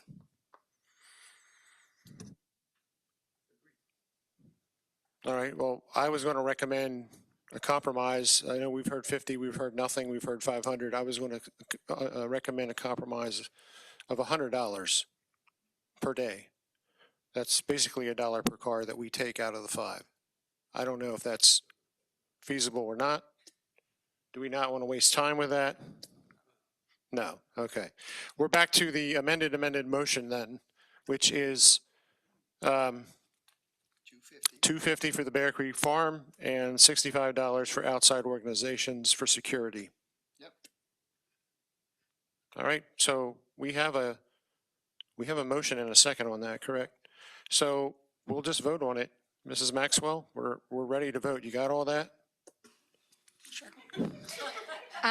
Mr. Gillis, Yes. Mrs. Lindemuth, Yes. Mr. Reed, Yes. Mr. Riegelman, No. Mrs. Shrum, Yes. Mrs. Wilson, No. Mrs. Carter, Yes. Mr. Emery, Yes. Mr. Lindemuth, Yes. 7-2. Okay. All right, we move on to the Jane Hoover Field replacement bids. Mr. Emery, what is your motion concerning that? Okay. Okay, so Jane Hoover field replacement bids. I put a motion in to approve the field to be repaired or replaced to the lowest bidder.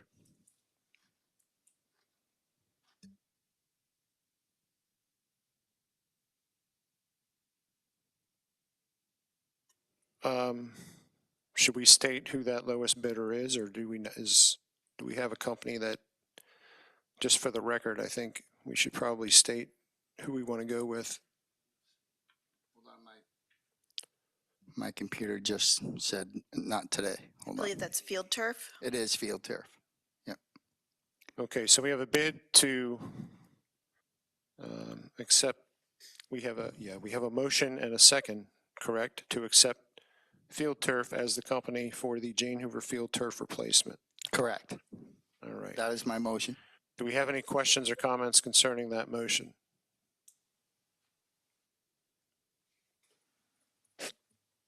Okay, hearing none, we'll vote. Mrs. Maxwell? Mrs. Lindemuth? Yes. Mr. Reed? Yes. Mr. Riggleman? Yes. Mrs. Shrum? Yes. Mrs. Wilson? Yes. Mrs. Carter? Yes. Mr. Emery? Yes. Mr. Gillis? Yes. Mr. Lindemuth? Yes. All right, moving right along here, control bids for the section of the high school. Mr. Emery, what's your motion here? I would like to put a motion forth to accept the replacement of the control unit for the section of the high school building, approved to the lowest bidder.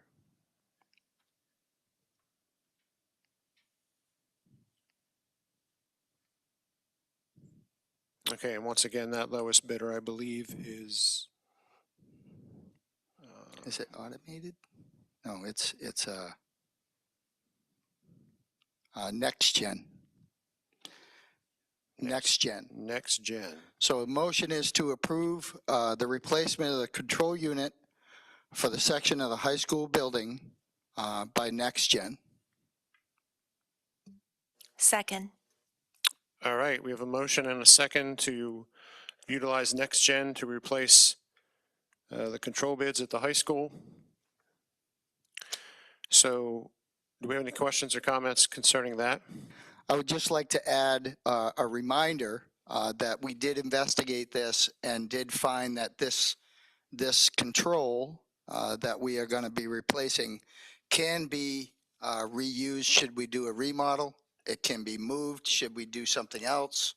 So it is not money wasted in lieu of the feasibility study. Did you happen to find out if we can eventually transfer some of the other controllers over to that so that we have like a centralized location? Yes, what we have can be adapted. Yep. Great, thank you for that. Any other questions? Hearing none, Mrs. Maxwell, we'll take our vote. Mr. Reed? Yes. Mr. Riggleman? Yes. Mrs. Shrum? Yes. Mrs. Wilson? Yes. Mrs. Carter? Yes. Mr. Emery? Yes. Mr. Gillis? Yes.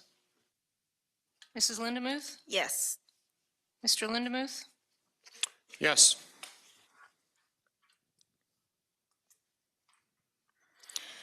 All right, I'm trying to keep track here of what we're doing. We're at number 8 now, I believe. We're skipping to number 8, which is the 9th to 12th grade English ELA curriculum. So, with that being said, what would you like to do with that, Mrs. Carter? I make a motion to approve the grade 9 through 12 English language arts curriculum guide scope and sequences. Second. I will say that I did receive several questions about some of the classes and some of the material as it fell into the rating of young adult mature and advanced mature. So some of the books, The Hate You Give was listed as young adult mature according to our rating system. And The Glass Castle and The House on Mango Street were both advanced mature. The Hate You Give is for the class hold on, let me get over to that one. That was one of the communications and literature, which is a optional class for kids to sign up for, students to sign up for. The Glass Castle is English 10, and it's optional as well. They can choose The Glass Castle, A Long Way Gone, or Tuesdays with Maury, and they basically are in literature circles. And then the other book was The House on Mango Street, and this is during creative writing, which is an elective as well. And this is only excerpts from the novel that are used for students to analyze through discussion. So we did have some questions regarding those three books. I think there was a poem too that was questioned called Daddy. So I'll open it with that. If there's any other questions, that was the information that I had received from the administration. Also, the fact that for these books, parents are given a opt-out option for their kids not to have to participate in that book or in that part of they can choose a different book if they want, or they sign off that they're okay with the kids using that material. These three books and the poem are not appropriate to have in our school. They're not appropriate for our kids to be reading. I would say they shouldn't even be in the library, which we can deal with at a later time. I'd like to remove all four of these from the curriculum. There's how many trillions of books out there that we can choose from. There's absolutely no reason to use these. I agree with Mrs. Wilson. Actually, two of these books are books that I've had a problem with for about 5 years. When my daughter was in the class, was in ninth grade, two of these books were actually part of her ninth grade curriculum. I do see that they've been moved to other curriculum. The Hate You Give is a book about racism and police brutality, and the way that it is presented is offensive. The House on Mango Street has sexual assault, and the main character wants to become beautiful and cruel to control children or control men. I do not believe that these are appropriate. I also, with the different curriculum in here, the ninth grade English curriculum, I do have a problem with the 1996 version of Romeo and Juliet being shown. This particular one has gang violence, drugs, gun violence. I know that our students in middle school aren't even allowed to discuss gangs, and yet when they get into ninth grade, they're being shown gang violence. There are, I believe, over 60 different versions of Romeo and Juliet. I do not believe that the 1996 version, and I've seen it, quite frankly, it is a terrible version. It is not even cinematically enjoyable to watch. I remember watching it because it had Leonardo in it, and I thought it was a terribly done movie. I would like to see the 4 books, or the 3 books, the poem and the Romeo and Juliet, removed from the curriculum. I do not think that they are appropriate, and it is, I do believe, our responsibility as school board members to make sure that when we are approving the curriculum, that what is in there is appropriate for our students.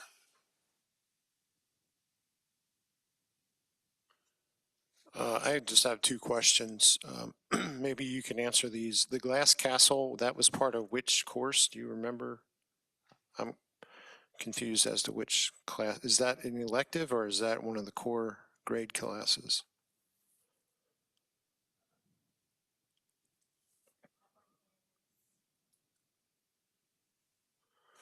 The Glass Castle is part of English 10, and it's one of 3 different books that the kids can choose from: A Glass Castle, A Long Way Gone, or Tuesdays with Maury.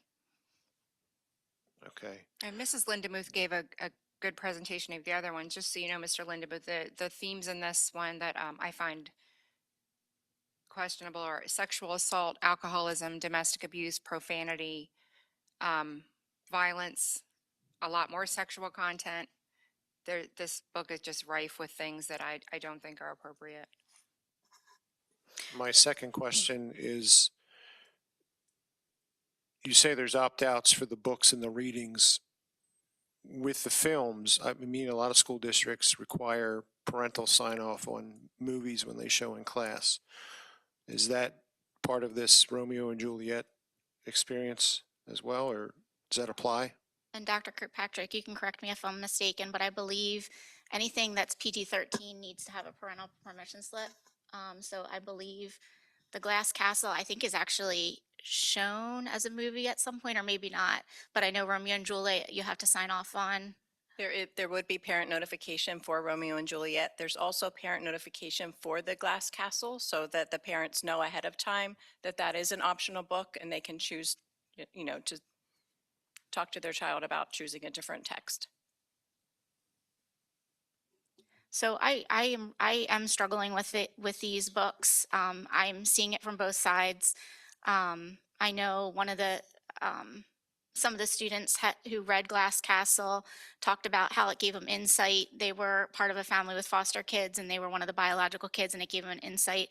But then I'm looking at it from the eyes of a child who has been through a family of this type, and how that makes them feel if they're not aware that they're reading it in that way. The Hate U Give, we actually as a family watched that movie, and it was very helpful to start conversations with our kids. I think it was over COVID when it first came out, because we have kids of color, and this was like a great insight for us. But again, it's not completely appropriate, I don't think, for all kids. And because it's more of a more recent book, I feel like kids would want to sign up to read it, not understanding, you know, that it might not be appropriate, or that their parents won't let them. And then how does that make them feel when all the kids are in the Hate U Give literature circle and they're in Tuesdays with Maury with one other kid or something like that? I'm just trying to think of the students in this situation. We heard a lot about that, you know, how would that make them feel if they were on the outs of that group? And so I'm struggling with them. I understand the purpose of them, and I understand, you know, why they're in the curriculum, but looking at it through the eyes of, you know, students and how it might, I know my kids are on the opt-out list for some of the rated books for the library. And my 6th grader has already come home frustrated with the library because she can't take out some books, and she doesn't know what books she can or can't take out until she gets up there and they say, oh, you can't take this out. So that hurts my heart. Like, you know, okay, well, she doesn't know what to take out. So then she kind of slinks away. But so thinking about kids in this situation, you know, how does that feel in those literature circles? And maybe we just need more information. I don't know. Or maybe, you know, can we look and see if there's other options available of books that we can use that kids wouldn't have to feel left out, or that you have to get permissions from parents to sign. So I'm struggling. I'm kind of in between on this. Well, not to denigrate anything you're saying, but of course there's other options. Right. And why don't we just bypass all of that and go with what we said 2 years ago? We're not going to allow mature, sexual, profane books to be read by our children. Why don't we make this the first step? We already said we wanted to look at the book policy again. To allow this with or without parental consent is kind of saying, okay, well, you know, kind of going back on that. We didn't really mean that. I think we did. And I don't think these 4 things should be in the curriculum. It's pretty cut and dry.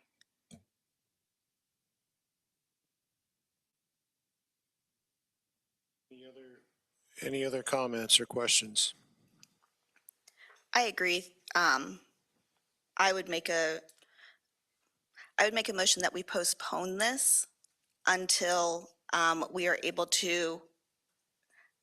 I would make an amendment that we postpone this until we are able to get alternatives for these items that would not be sexually explicit.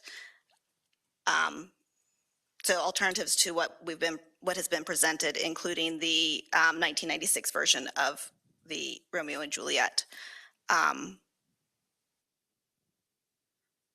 So which books are we're looking at Glass Castle, House on Mango. We The need, Hate You Give. you need to clarify what we're looking for here.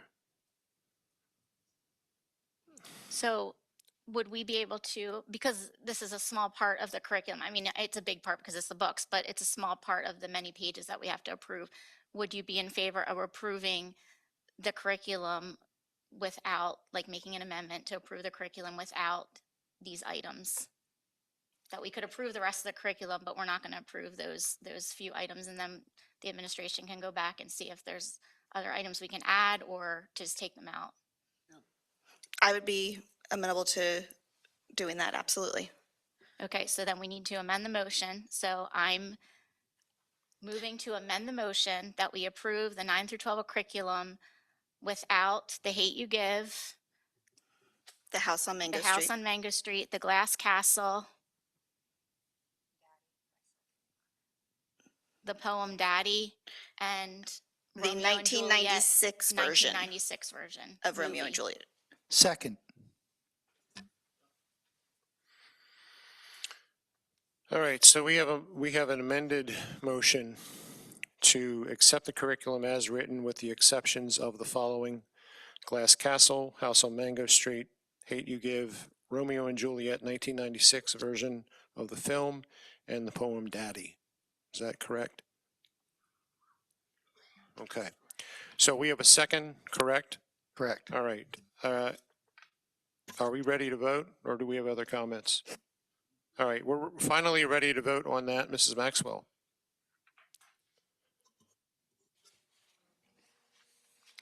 Mr. Riegelman, Yes. Mrs. Shrum, Yes. Mrs. Wilson, Yes. Mrs. Carter, Yes. Mr. Emery, Yes. Mr. Gillis, Yes. Mrs. Lindemuth, Yes. Mr. Reed. Yes.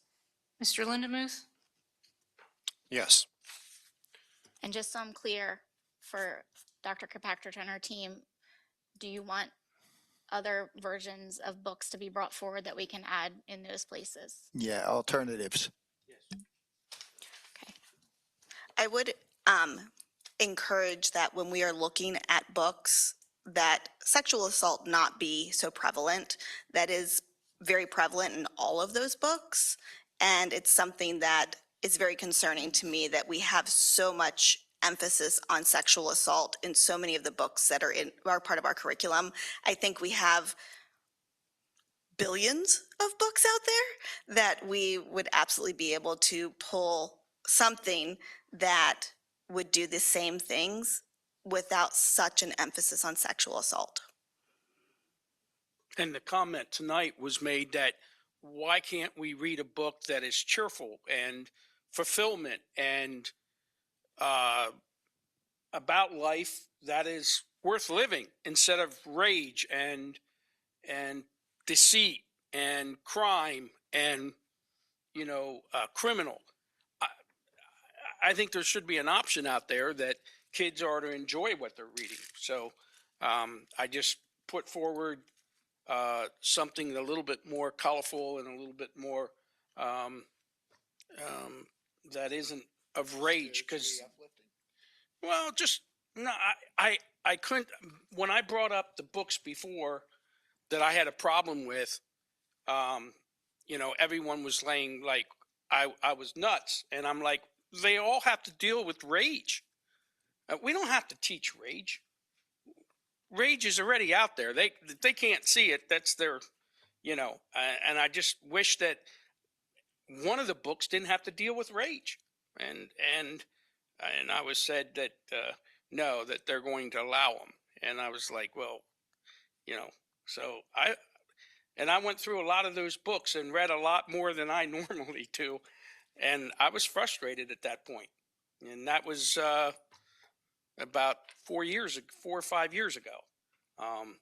So again, I'd like to see alternatives that paint a different picture of this world. Mr. Riggle, I think that's a great point. I'd just like to add really quickly, I know we're all want to get out of here, but I think another thing that could lead to is rumination, which I think is a huge problem with our kids anymore, especially as they do less and less and look at their phones and computers more and more. They ruminate on their problems, and that just makes their problems so much worse than it could be. So I completely agree. Read some fun, happy books once in a while. There's nothing wrong with a serious novel, but anyway, good point. All right, thank you for your comments. I think we're going to draw that to a conclusion. Let's move on here to item number 10, I believe, which is the first readings. So, Mr. Gillis, we'll let you make a motion concerning that. Yeah, thank you, Mr. President. I move to approve 6 policies for first review. They are Policy 102, 105, 209.2, Policy 249, Policy 707, and Policy 004.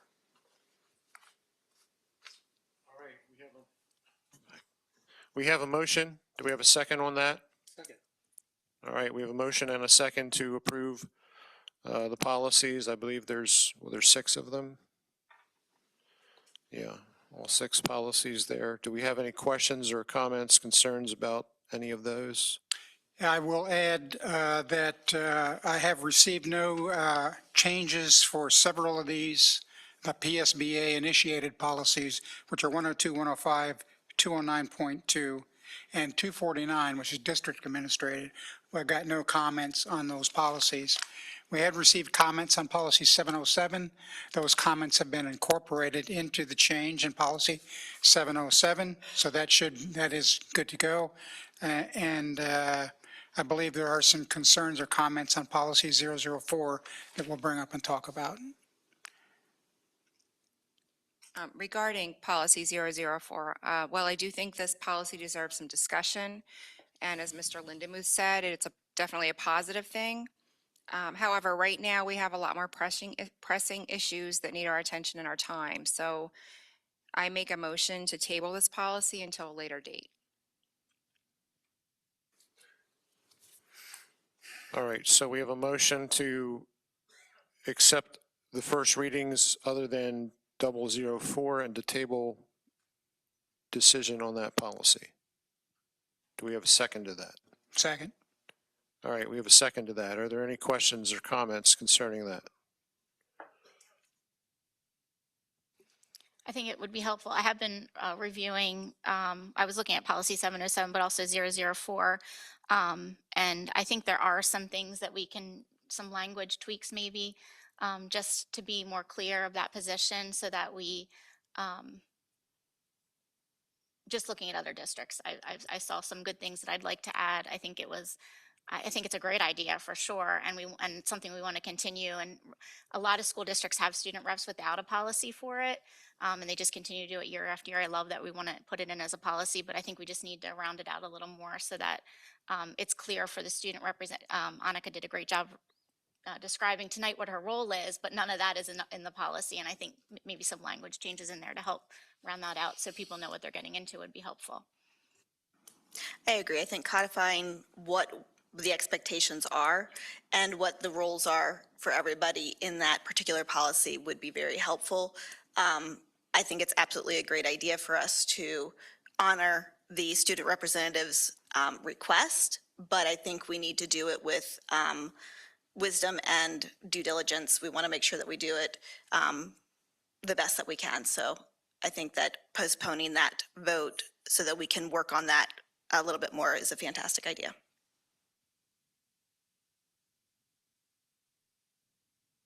Okay, I would just, I would just add that the recommendation here in bold under student representation, it just seems like it's written short and kind of vague.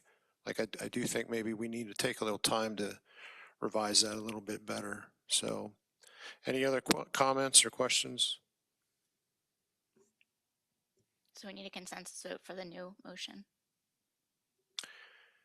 All right, so we had an original motion to accept all 6. Now we have an amended motion to table policy 004 and accept, move all the other 5 policies on to second reading. So do we have like a consensus to do that? Are we okay with that? Yes. Okay, anyone strongly opposed? All right, so we have a consensus. We'll take a vote. Mrs. Maxwell, you have that all straight? So we're accepting all these policies to second reading other than 004, which we will be tabling for further development. Mrs. Shrum? Yes. Mrs. Wilson? Yes. Mrs. Carter? Yes. Mr. Emery? Yes. Mr. Gillis? Yes. Mrs. Lindemuth? Yes. Mr. Reed? Yes. Mr. Riggleman? Yes. Mr. Lindemuth? Yes. Okay. That brings us to item number 11, which is the resolution, the PSBA resolution to end the state budget impasse. I would guess I can make, no, I can't make a motion. Someone needs to make a motion concerning that. I make a motion that we adopt the resolution to end the state budget impasse as presented by PSBA. Second. All right, we have a motion and a second to adopt that resolution. Do we have any questions, comments? All right, hearing none, we'll vote on the PSBA resolution. Mrs. Maxwell? Mrs. Wilson? Yes. Mrs. Carter? Yes. Mr. Emery? Yes. Mr. Gillis? Yes. Mrs. Lindemuth? Yes. Mr. Reed? Yes. Mr. Riggleman? Yes. Mrs. Shrum? Yes. Mr. Lindemuth? Yes. All right, that brings us to the finance report. I believe we're at the finance report, item number 13. So, Mrs. Lindemuth, what's your motion there? I make a motion that we approve the finance report as presented. Second. Before we go to have the vote, Mr. Strickler wanted to talk about the budget transfer. Just for the board's information, this is the first time you've seen this file since last year, and prior to the previous year, this wasn't normally done. So you have to approve budget transfers from one code to another. So you will begin seeing, by state law, they could not be done until after October 1st. And then we do not want anything that you know or we know is being moved to other areas, such as the buses being paid for by the band. You will see that transfer being done. And I ask you to look at that as closely as you look at the bills, because we try to be accurate in that. It's not something that we're trying to balance the budget. It's when we know money needs to be moved from one area to another, we move it. So you should be looking at those as well. It's not just another file that we felt like throwing into your treasurer's report. Because we don't have enough of those, Mr. Strickler. Thank you. That's very helpful. I did notice that when I was going through them, and I appreciate the extra information, especially for the community to see that when they're looking at them as well. Are there any questions about the finance report? I just have a question. I noticed, I'm looking at the general chart here, Treasurer's Report balance, September 30th, just the thing that's under public content. And I noticed that in just 1 month, our PIDS-LAF general fund has increased from 23.25 to 37.83 million. Is there an explanation for why that went up so quickly? I mean, that's a pretty steep hike there. Are you talking about letter A, Yeah, letter A, right? local real estate taxes are due the end of September? Okay, so that's basically just tax revenue and income. Yes. Okay. Is there, I'm thinking like, I'm assuming a bunch of this is untouchable money. Correct? Like, kids laugh, we're investing that money, but what do we do if we want to use some of that? That's all general fund. The PISLAB general is general fund money. That's what we're using to pay our bills every day. So that's all general fund money that we're using.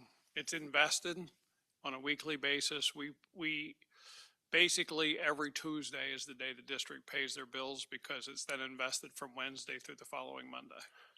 We can get it in an emergency, but we have it set up that our bills are all paid on Tuesdays.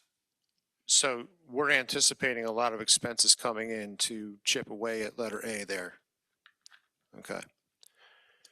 That was it. I just wanted some clarification. And I think on the report that you showed us, apparently the cap reserve letter C and the 24 bond letter G, they were combined because it said like we had 20, what was it, 21 something? Any bonds that the district has is always considered part of capital reserve. So there's not a separate fund for that. That's just all part of capital reserve when we show it as a total. When you're looking at the statements, Fund 38 or 32 is the capital reserve fund. So that's the one that we show it as. And we just combine it together when I'm doing reports for you. It's all part of capital reserve. I can only use it for capital reserve projects. So here, just on this list, it was just kind of separated, correct? Correct. It's Okay. separated there because we have to, by law, if you recall, Mr. Lindenmuth, Mrs. Lindenmuth, you were both on the board with our 2019, because we missed the fact that you can only have it for 3 years. If you earn too much interest, you have to pay it back to the IRS. That's why we keep it separated so that this is a monitor every month. June of 2027, that must be zero, or we have to pay back any extra interest that we earned. So that's a monitor. You can all help me watch that one. And that's really why we keep it separated here so that we know exactly where we're going. And there's federal laws that they will help us meet as we go along. There's certain things that have to be done. There's reports that have to be done. So they monitor that as well so that we don't miss anything that the federal government requires. Okay, I think you answered my last question, which was what happens if we don't use the whole bond fund? We will pay back the interest, which is at the current rate. Right now, it's over $1 million that we'd have to pay back. The difference between what we're paying and what we've earned on it. Because if you go over the 3-year maximum time limit, you cannot earn more than what you're paying. So as long as you use it in the 3, it's basically, the reason for it being is so that school districts don't just go borrow money to invest and make money on. That's not the purpose of borrowing money. It's to use it for projects that you need. It's not basically playing a financial game. But while you have it, you want to invest it at your best possible rates. So that's really the reason for it. So that's why you're saying it makes sense to try to spend it all by 27. Yeah. We're gonna find ways to spend it if we, no matter what, by that date, we don't want to pay $1 million back. All right, thank you. Mr. Strickler, the wellness checks that we got for revenue and expenditures, is that part of the Forecast 5 data stuff that we collect? So that's not completely accurate, correct? 'Cause Well, that's gonna be off. these are modified. Just, I wanted to make sure that that was part of the problem. So I really went to my communications person, Mr. Portzer, because he's much better to understand. I do the finance thing. I don't understand how to portray it sometimes. So he's helped in getting these two. We pull information off of Forecast 5, and then we sort of massage it so that it's more accurate to it doesn't show that we didn't get any state money or federal money. So, and we're working with Forecast 5 to try to update that, and their answer is, as soon as you tell me you have your first check from both, we'll be able to update it much more accurately, but we'll wait. Okay, so what we're looking at, and down at the bottom where it says like what's driving the budget variance for both of them, I did notice the salaries didn't go up, but I assume because it's only through September that there was no change in salaries. Is that correct? That's correct, and if you recall, the salaries will be the same in October. The retro pay will be paid out at the first November payroll date. So November will be the first month where we see the salary shift. Okay, thank you. All right, any other questions? Okay, hearing none, we'll take our vote on the finance report. Mrs. Maxwell? Mrs. Carter, Oh, yes. Mr. Emery, Yes. Mr. Gillis, Yes. Mrs. Lindemuth, Yes. Mr. Reed, Yes. Mr. Riggleman, Yes. Mrs. Shrum, Yes. Mrs. Wilson, Yes. Mr. Lindemuth. Yes. All right, that brings us up finally to the personnel report. So do we have a motion concerning the personnel, well, not a motion, but a recommendation? Yes, Yes, the the administration recommends approval of the attached personnel report pending receipt of the appropriate paperwork. I make a motion that we accept the report as presented. All right, we have a motion and a second to accept the personnel report as presented. Any questions concerning that report? All right, hearing none, Mrs. Maxwell, please take our vote. Mr. Emery, Yes. Mr. Gillis, Yes. Mrs. Lindemuth, Yes. Mr. Reed, Yes. Mr. Riggleman, Yes. Mrs. Shrum, Yes. Mrs. Wilson, Yes. Mrs. Carter, Yes. Mr. Lindemuth. Yes. All right, finance and personnel reports have passed as well.